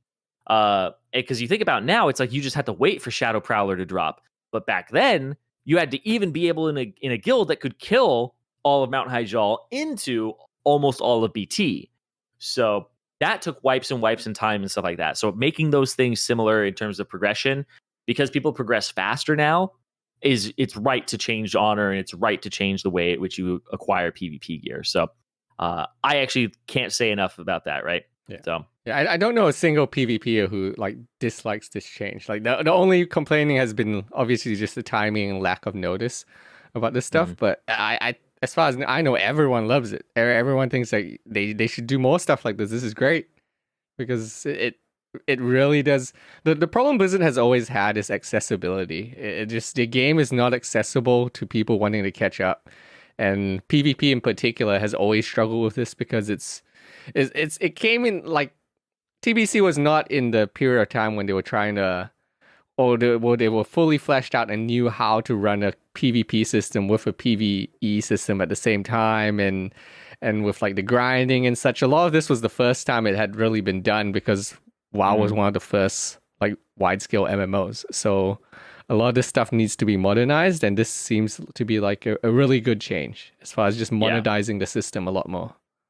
But one of the things that I mentioned as a possible downside or unforeseen consequence of this is my friend who works at Blizzard also told me that one of the reasons that they weren't changing the rate at which you gained honor back then was because honor is a finite thing where you only need it until you don't, right? Like, my warrior does not need any more honor. Do I need more for next season? Yeah, it's going to take a long time until that comes out. I'll farm it passively or over time then. But if everybody gets their honor gear faster, it means that less people are interacting with BGs. Queue times get longer. It gets, more difficult for the people who don't have their gear to get their gear. It ends up being this weird cycle where it's like a dependent kind of relationship on people want to interact with the system to get gear to do arena. This may in the future increase BG queue times, but decrease arena queue times, which I think is a healthy thing. I think that's fine from like, if you had to choose one or the other. Sitting in arena queues is probably less detrimental. Sitting in arena queues is more detrimental to your play than sitting in a BG queue. Because a BG queue, you can go do anything you want. Typically, you're not pre-made. If you are pre-made, it's just fine. And then you can swap people in and out. Arena teams, you're stuck with those specific people. Once somebody has to go, you're done playing, right? And people don't queue for arena and then go fly off and do something else, right? They don't go farm something. They sit around and they wait and they talk about last game or talk about next game or who they're going to face, etc. So I do feel like getting people in and out of arena faster is better if you had to choose between the two evils of which queue should be longer, or if one queue has to be longer and the other one has to be shorter, arena shorter, BG longer instead of vice versa. So yeah, but the honor system is a resource. Honor is a currency that you only need until you don't. So the BGQs in the future may go up slightly. How do you feel about these chat suggestions where they're talking about rewarding gold for honor or other methods of farming gold through PvP? I play Alliance, dude. If I win the game, I get the little box. It gives me gold. So, I'm already doing that, man. And that doesn't make me want to play the game. I get Mana Thistle in the box or Terracone, and I'm just like, okay, that's a nice little passive gold or whatever. But yeah, some people do really enjoy PvP and BGs and stuff like that, and I get that. But yeah, the Happy Meal is the best allies rule. I've never heard it called the Happy Meal, dude. You know what pisses me off about that box the most though is I don't know how much you've opened those boxes, Snow, but those ally boxes that you get, they always have like 1 to maybe 3 gold in them. They have like a random herb, like maybe like the Dreaming Glory or like Fell Weed. Sometimes they have Fell Lotus. Sometimes they have Mana Thistle. Might be really good. A Mana Potion, a Health Potion, a random ore. The worst is when you get, because you get level 65 water. You get Purified Drainic Water. That's fine. You get Maghar Bread, which is level 55 food. First off, why am I getting level 55 food? And second off, why am I getting Horde food in a box? Like, I don't understand where in an Alliance box. Just be happy you're not getting level 30 food, Zirene. I was like, my friend is like, it's a conspiracy, dude. Like, the Alliance are destroying the Horde, taking their food and putting it in boxes and like rehashing it out and saying to you, like, good job. Here are the resources from the fight. They're re-rationing it. So I'm like, damn, this is some RP shit right here. But like, why do I have level 55 bread? Why can't you just like, give me level 65 bread? Why is it orc bread too? I don't understand. So, it's strange. It's strange. Just give me bread I can use in the BG. Like the level 55 bread ain't doing it for me. It's not hitting right. So please.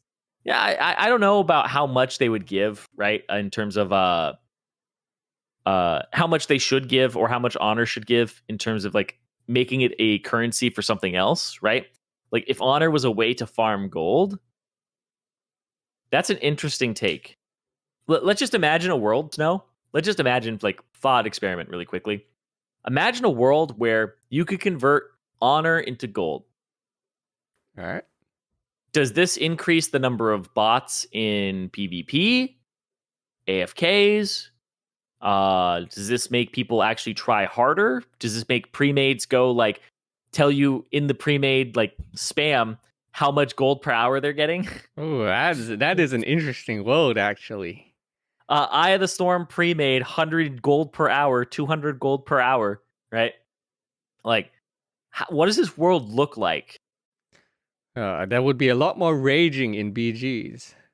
Yeah. Imagine the rage. You're costing me gold, man. Yeah, right? I would never want to do anything but pre-made again, ever. If I was doing it, right? If I know I'm actively hurting the enemy's gold income, it gives me an extra little joy in my little rogue heart. Yeah, because like Mega Man X 9999 says it would really depend on what the honor conversion to gold would be, wouldn't it? Yeah, but there's a gradient here where it's not like too much or too little, right? If I went every BG gives you 100 gold, or every BG gives you 1 gold. There's a number in between 1 and 100 that is the right number, and there's no like flip where you're like 50 gold is or you're like 20 gold is just right, or 20 gold is too little, and then 25 gold is too much, right? There's a number somewhere between 100 and 100 gold, like 1 and 100, that is the right number, but it would be so hard to find, right? 20 gold for a win, 10 gold for a loss, because those numbers are good enough to make people want to do it, but not good enough for where it become an efficient bot farm. Until they exploit it somehow. But here's the thing, right? Is I go 20 gold for a win, 10 gold for a loss. 20 gold for a win is like you can get 80 gold and 80 gold, 100 gold an hour if you're pre-made and you're winning in 10 minutes. that seems okay. But the 10 gold thing is like, I could just AFK BGs and get 50 gold an hour while doing something else. Maybe you don't get gold if you AFK out or something. I don't know. Well, I mean, I would, if my team was not winning, I would just try to lose as fast as possible. That would be an interesting meta. I'd be like, boys, we ain't getting the 20 gold. I'm jumping off this cliff, and you just like, God. It'll be like AV all over again, where you have some people like, go next, just let them win, and then you have like some people trying to win still, and that happens in Eye of the Storm. That happens in Eye of the Storm all the time. People are like, as soon as like the Alliance don't get, I know that I say Alliance, but this happens with like, you know, both factions. As soon as my Alliance team doesn't like get 3 bases, or we lose, or the other team gets 3 bases, they're like, just go to the last one. Get your fucking mark. Go next game. This one's doomed, right? Like people want to ghost Mage Tower and just like not. They want their mark as soon as possible. They're like, get me into the next one. This one is not a win. It's the same thing with AB. It's like, let them 5 cap. Get the fuck out of here, because the difference between 5 cap and 4 cap in terms of time is astronomical. 5 cap, it's like instantaneously over. You know what? I think I'm sold on this idea, Zirene. As someone who's known as a very calm streamer, I get a little bit of joy when I'm playing BGs and I see giant arguments in the comment in the comment shouts and chat window. I do think that that this is already too controversial of a thing that Blizzard will never do it. Because why would you? Here's the thing, right? Is as a game designer, I think making decisions that are for the good of the game will almost always upset some people, because some people like status quo, right? So but the percentage of people that like status quo versus the percentage of people that will like this change, typically you need it to be overwhelmingly in your favor as a designer. For example, the tier token thing, right? That is overwhelmingly in their favor. If people like this change, maybe like 5% don't, and like 50% love it, and 45% are like, this doesn't really, affect me, right? But that is like overwhelmingly like 10 times more people like it than don't like it. Here, there's not enough of a delta between the two that I would ever want to make this change. I would never want I would never want Honor to convert into something else, right? It gets too convoluted, opens up too many like avenues for things. Just go farm fucking gold. just go farm gold. If anything, I'd be like, maybe we give boxes to Horde as well, right?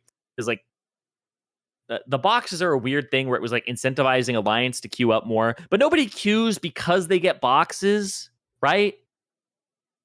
Nobody queues because they get boxes. Yeah. If you're trying to say people will queue so they can get gold, it's just going to increase. It's going to have a lot of it's going to have a lot of consequences. Yeah. People will be able to interact with BGs more quickly, right? But one of the problems that I think is emerging with like, if you made gold a thing that came from BGs, is there's just more gold in circulation, right?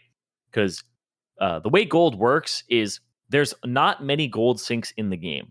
The reason that we keep hearing about gold more and more and more and more and more is that gold is created every time you kill a mob. Gold is created every time you down a boss.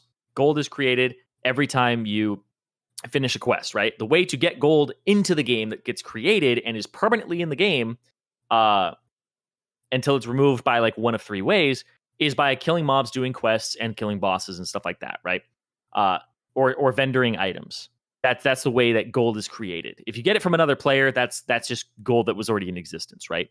So getting gold from the system is how it's created, and then it will flow around forever. You're minting gold every time you talk to a vendor, right? And sell items or kill a mob. You're minting that gold, which this is what causes inflation in the game. But one of the problems is gold is only removed in like 3 ways.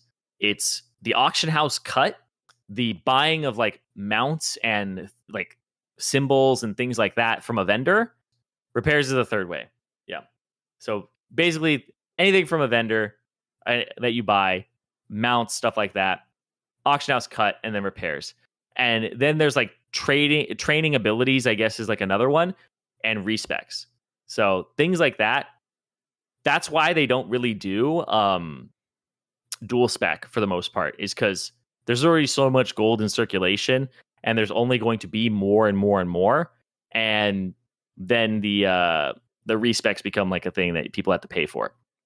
So it's one of the reasons that they don't really do that, to my knowledge. Banning gold buyers, banning players does remove gold from circulation. That is true. That is true. People quitting does that too, right? But yeah, I definitely feel like there aren't enough gold sinks in the game that require you to actually sending mail too. That's true. That is some copper. That is some copper. But basically, the amount of gold that you sink into these things is heavily outweighed by the amount of gold that you create. The amount it takes me to respec for raid, or even if I am respecing, right? Respec for raid, buy my like consumables off the auction house and have the cut from the auction house like taken out. The like buying like poison stuff like that, all the stuff I had to do for like vendor wise before, because this is like a day-to-day thing. The bosses are going to give me like 10 gold each, right? And so once I've gotten like 140 gold from like BT Hyjal, that's going to cover my repairs, that's going to cover my respec, all that type of thing. So it's, unless you're buying like big ticket items like Paris Hilton or Harris Pilton bags or mounts all the time, you aren't really removing much gold from circulation. So gold just keeps going up and up and up. And that's why people have hundreds of thousands of gold now, right? Because they just keep creating gold. So, yeah, and BGs would just add to this problem, is what I'm saying. Is BGs would just cause more and more inflation because it would just keep creating gold for something that people are already doing. Just because like think about it this way. If we did the thing where it was like people got 20 gold per win and people got 10 gold per loss, every AV you've just created 1,200 gold. Every Warsong gold you've just created 300. Well, I guess gold? The question is how many people would swap off their existing gold farms to then PvP for their gold farm instead. But that's the thing is, if people swapped off existing gold farms for it, then that's a different story. But I'm just talking about the people who already PvP, right? True. You're already people who are already making 0 gold from doing something and then adding gold to it. That activity now becomes something that just creates gold over and over and over again. So yeah, so it's like a Blizzard stimulus pack to make people go PvP. Yeah, God, it just I don't think it would be a good idea. I don't think that would incentivize people very much. I know we went down this rabbit hole of like, the PvP changes and like honored like being a thing that, you only need until you don't. At the end of the day, one of the things that just needs to happen is BGs just need to be more fun somehow, right? BGs just need to be more fun somehow. They need to be How do you fun increase to the do fun for factor? more than like one time or two times. Yeah. Because they're fun that 1 or 2 times you do them, and then they're just not fun for the rest of the day to keep doing them. Yeah. BGs take a long time. But the problem is like people say, why do they want to like stay in a losing game for a long time? Like I can tell you guys right now that one of the things that turns me off from BGs is like if I'm in an even AB, it's not really fun to kill other players because anymore, it used to be fun to kill other players back in the day, right? Back in the day, it used to be like really fun to kill players. But now it's just like, it doesn't seem to be like fun to kill players. Like maybe when I got glaive, it was fine for like, the first like few ones I did. But if you're stuck in like a game where you have no healers on your team, if you're stuck in a game where like it's 3-2 on the caps and people are like not getting like, it's not really fun to kill people, you feel really trapped. And what I've learned from playing League of Legends for many, many years and studying the game is people do not like being in a losing game state. If you are in a state of losing, the amount of time you spend in a losing state decreases the amount of fun that you have and increases frustration drastically. Sure, comebacks can become a thing, and that the amount of time you spend losing versus coming back can actually affect that. But the amount of time you spend in a losing game state is very, very bad for your gaming experience.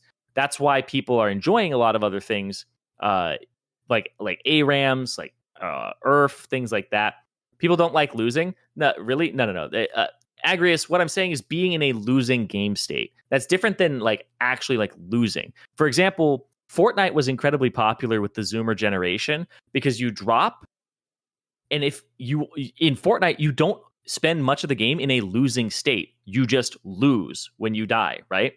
So when you lose, the amount of time it took for you when you were in a suffering state before you lose directly affects your fun astronomically, right? It is a huge factor in it. So the amount of time you spend in a losing game state in League of Legends, where like somebody ints level 1 or 2 or something like that, and then you spend 15 minutes trapped, right? That's what sucks, right? Yeah. The fun goes away once you know you're going to lose, or you feel like an overwhelming amount of like, let's just go through these motions. Like you definitely feel a lot of helplessness, right?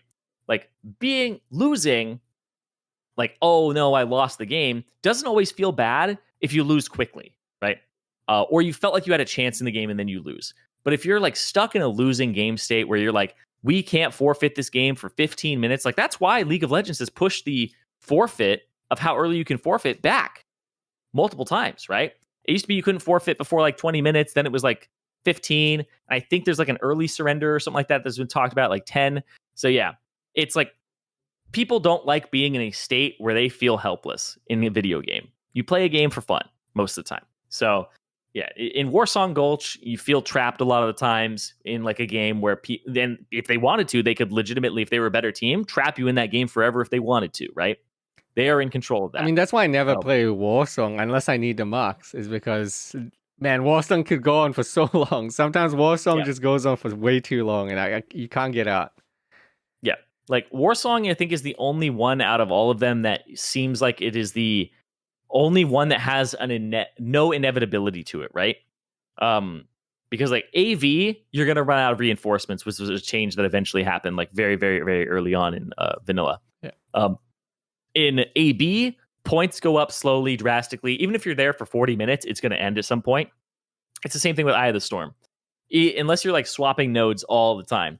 But Warsong Gulch is legitimately like, it could go on forever. I could just camp your graveyard and kill you until you AFK out, right? It's like, if my pre-made really wanted to, we could just sit there and make your life miserable if we really wanted to, right?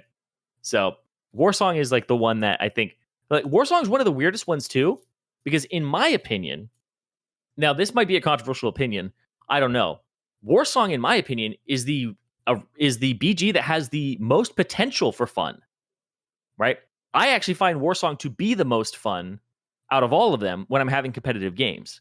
AB, flag capping, running around, stuff like that, ninjing flags, doesn't really fulfill the fantasy of a BG, a battleground for me.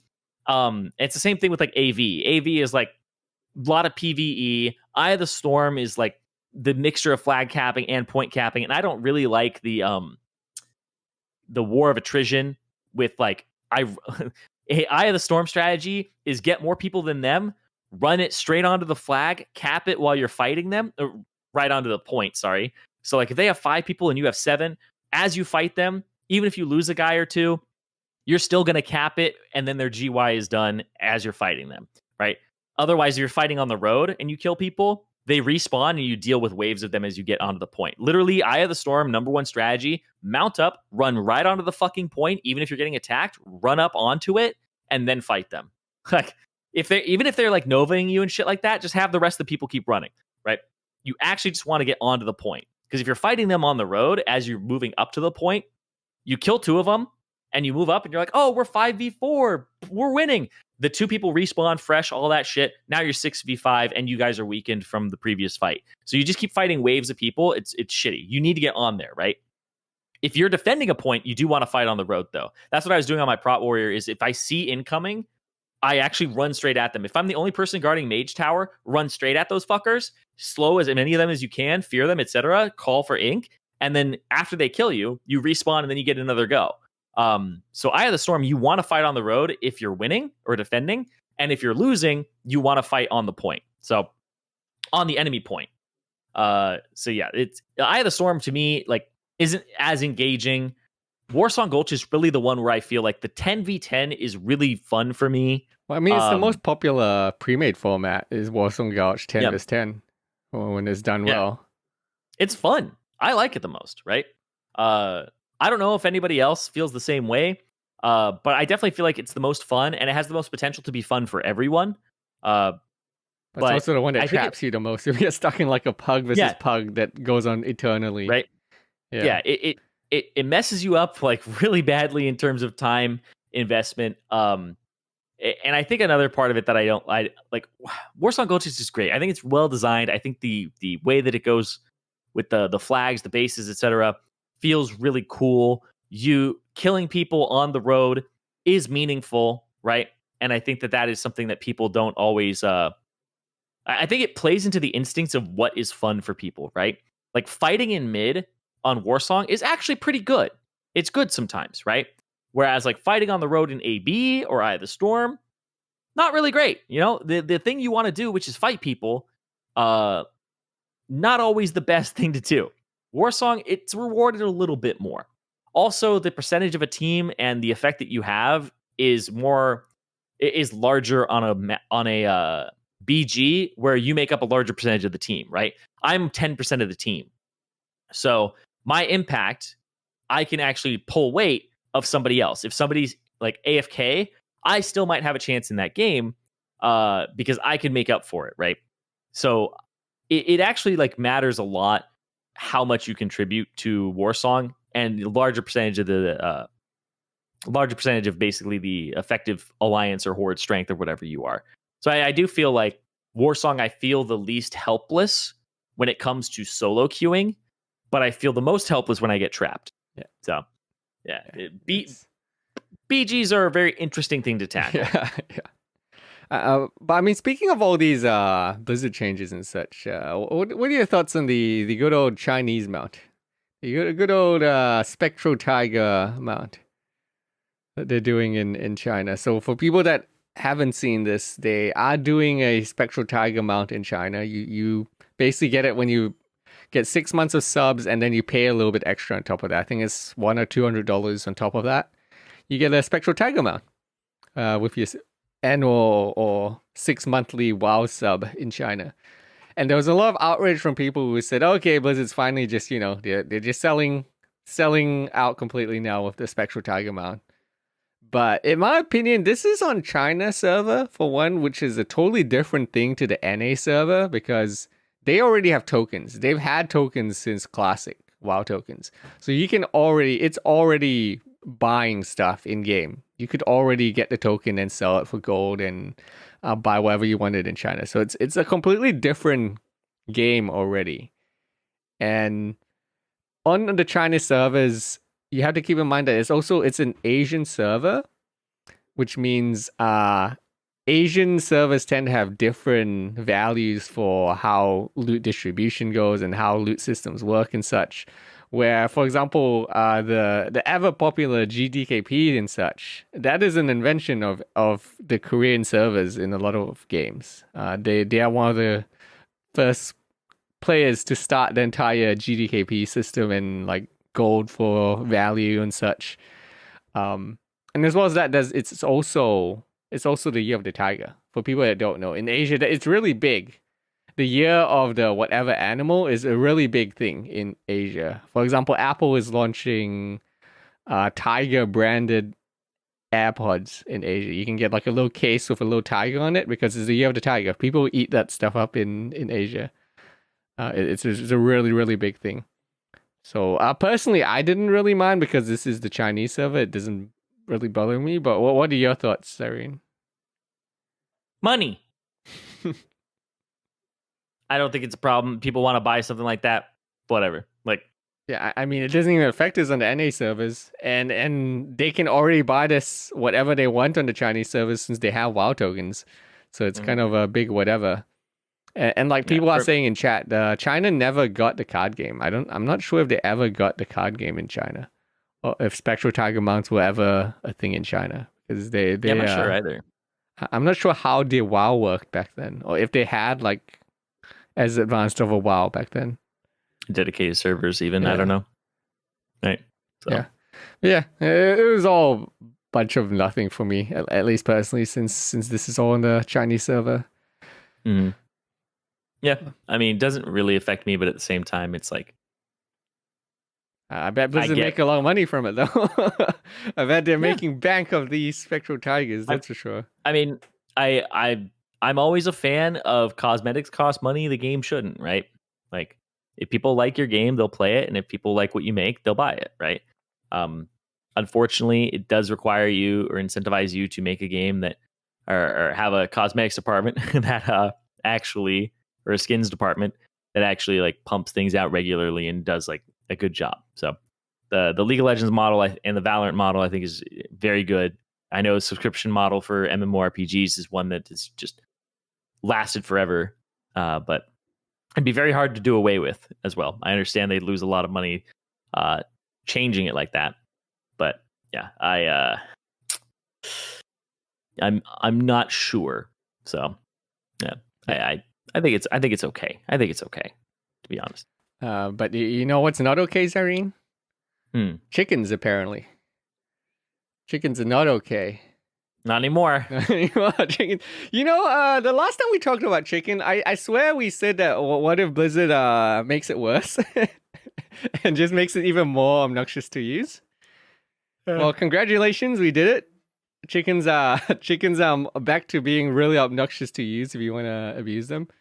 So for people that haven't heard, chickens are officially nerfed. They fixed Illidan, which nerfed them unintentionally, but sent them back to the state that they were back in Classic, where if you want to abuse the chickens, you still can, but now there's an internal cooldown that you got to wait through.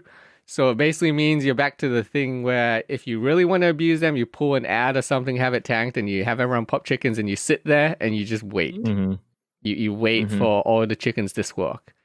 So you can still abuse them. It's not like you can't abuse them, but it's more RNG and more time wasted now if you do want to abuse them. Yeah, I think that I think they should just ban chicken from logs now. I think it's like I think it's too inconsistent. I think that it just I honestly just think it's just a fucking hassle. Right? If it's gonna be in this state and it's not like a guaranteed proc, they should just ban chicken from logs. Like just yeah, it's too tedious now. Yeah. Only logs can release us from our misery. Yeah. Because I know chickens existed in like Classic and stuff, and I was just like, oh yeah, I will make sure that I pop it on Lotheb, and then your parse is really affected by, how many people got chickens out. Well, now it's even more extreme because world buffs don't exist and stuff. So yeah. Logs make the game so silly. What people do to see the numbers go up on a website, I mean, that's how people enjoy it, right? It's fun. Right? I get that. Right? It makes sense to me. I enjoy logs. Logs give you something to continue doing every week to do better, right? Also, logs are a way to compete against people in the world as opposed to in your direct raid. So you might be like, oh, I'm top DPS in my raid, and you're like some mage who parses like 78s or something, right? So you can actually see against everybody else. Right. So I think logs overall are just healthy. I think logs personally are healthier for the game than they hurt the game from a long, it's about shot. Providing that competitive thing that people can look at and do for fun. But then the problem and why a lot of people don't like chicken is that it adds a level of tedium to your fun, where to get to that fun, you now have to participate in this tedium thing. So it's this careful balance that has to try to keep, where they try to keep it from getting too tedious to do certain things that the players consider fun. And I know like the game wasn't originally made around like everyone popping and min-maxing and getting 99 passes and such, but that's the way people play the game now, right? And we've talked a lot about modernizing how WoW runs and how WoW Classic is treated, and this is just one of the things that this is how people play the game now. So how they balance and how they adjust the game has to match the state of how the people play the game. Yeah. But how do you feel about the... you feel like they should just take it out completely, you said? Oh, just from the logs? I think they should ban it, or I think they should make chickens, which is a classic item, no longer like something you can use at like the squawk won't apply to people who are above level 60. Just I think it's depreciate. You should just put it in the vault, basically vault it, right? Like world buffs. Yeah. But it's so funny that it was like an Illidan behavior that got fixed and it just meant we were fighting like harder versions of things. Also, speaking of harder versions of things, Mother is bugged and doesn't actually enrage at low percent. It says like she goes into frenzy or whatever, like enrages, but she doesn't. I don't see a buff up here for her. She doesn't change color. She doesn't get larger. She doesn't do anything. She doesn't attack faster.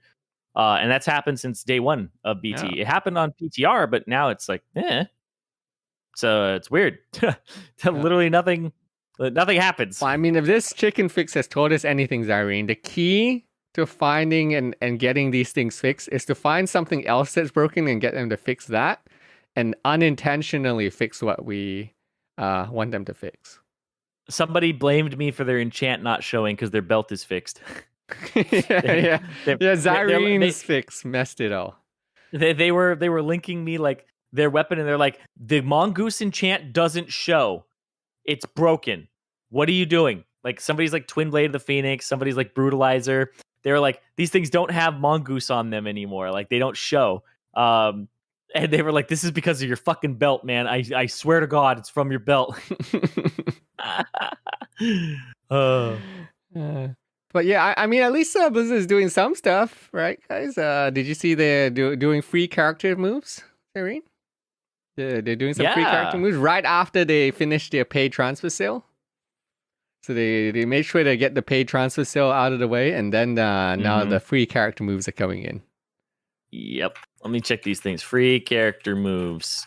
TBC. When is this? Are you bringing it up on stream? Oh yeah, I've got it up on stream. Yeah. So basically, this was a while ago. Basically, 6 posted on the community console that hey, the seasonal mastery servers are in disarray since launch.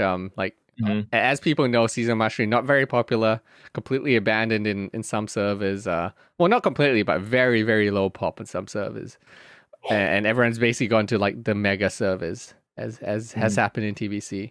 And the Grand finally replied today, and he said, yes, there will be server transfers addressing it, but there'll also be server transfers for TBC as well. It is mentioned here. For Burning Crusade Classic, we'll be getting free character transfers as well.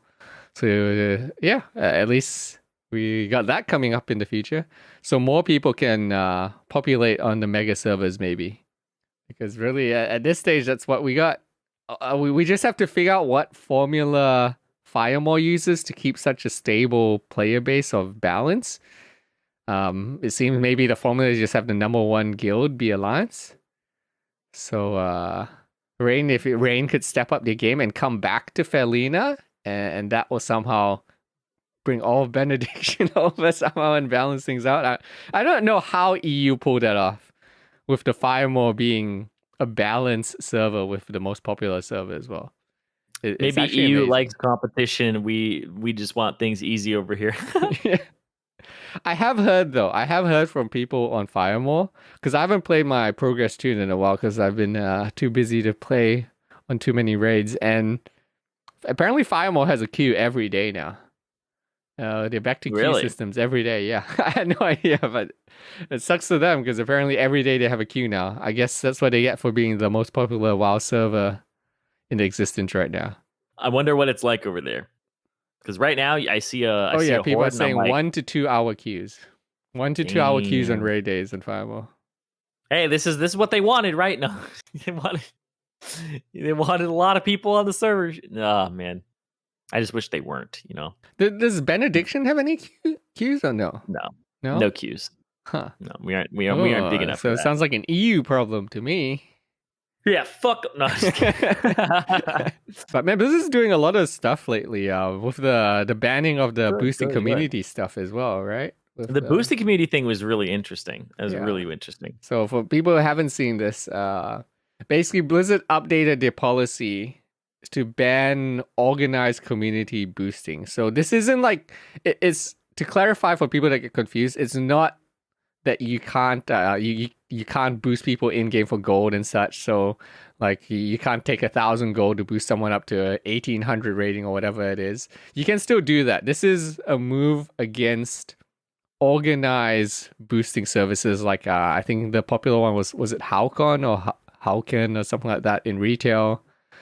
Who do massive organized boosting where they'll have entire raids set up and communities, Discord servers, and a really, really organized structure where it was fairly obvious that most likely the people behind it were just taking the gold and then selling it for real life money and just recycling it like that. So yeah, Blizzard finally took a stand and said, yeah, we don't want this anymore, basically. And they updated the policy. They're banning all of this from now on.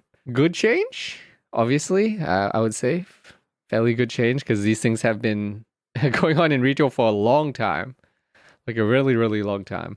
I don't know how much it affects TBC and Classic though, because we don't really have that level of things. You could say that gdkps, the really organized ones, are that on a mini level, but it's still nowhere.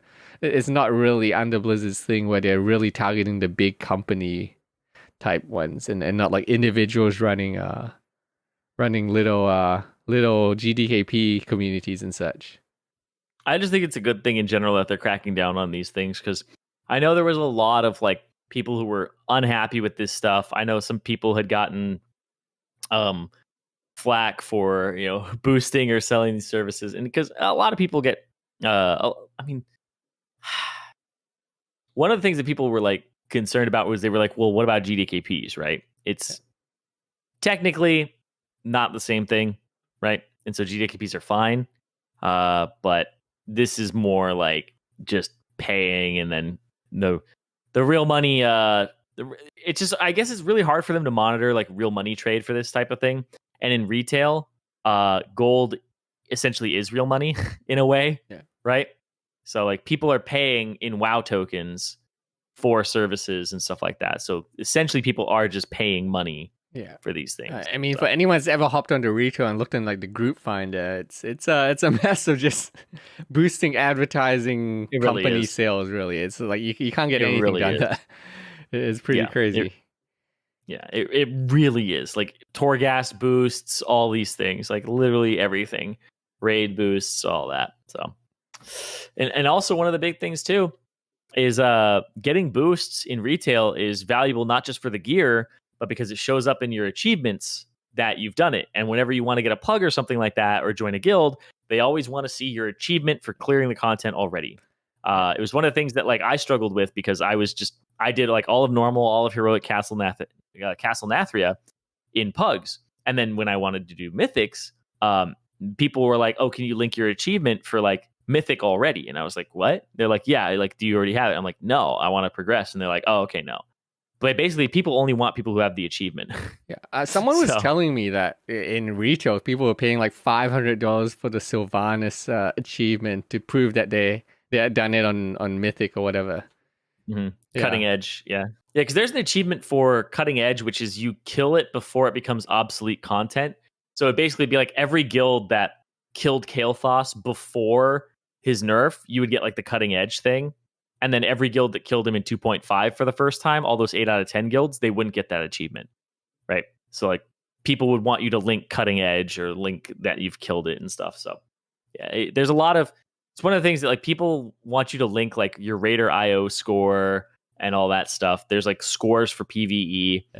It's essentially like linking logs, except you can't really infer anything from it. Like I'm a good player, and if I just didn't have like friends or groups that did high enough mythics or whatever, people still wouldn't invite me. So you have to like really climb that progression ladder. Even if you were a good enough player or geared enough for it, you would have to put in that work to like climb that ladder. And it was very, very difficult to do like Raider IO wise, because you need to find groups for that stuff. So it was rough. If you weren't already in the club, it was hard to get in. So that's one of the things that I don't like about it is your skill. Because like if somebody like links me like their logs and I can see they have 99s, but they aren't killing like Kael'thas or something, I'm like, oh, this guy's actually like a good player. It might be something to do with his guild. So can't really. It's harder to get that in retail, from what I've seen, because people just care about Raider IO and then they care about your achievements. So Yeah, well, I mean, all that stuff's gonna start when Wrath of the Lich King comes. Is the first time we start getting all that gear score stuff and all that coming into the game officially. I really don't like gear score. Gear score to me, I hate gear score.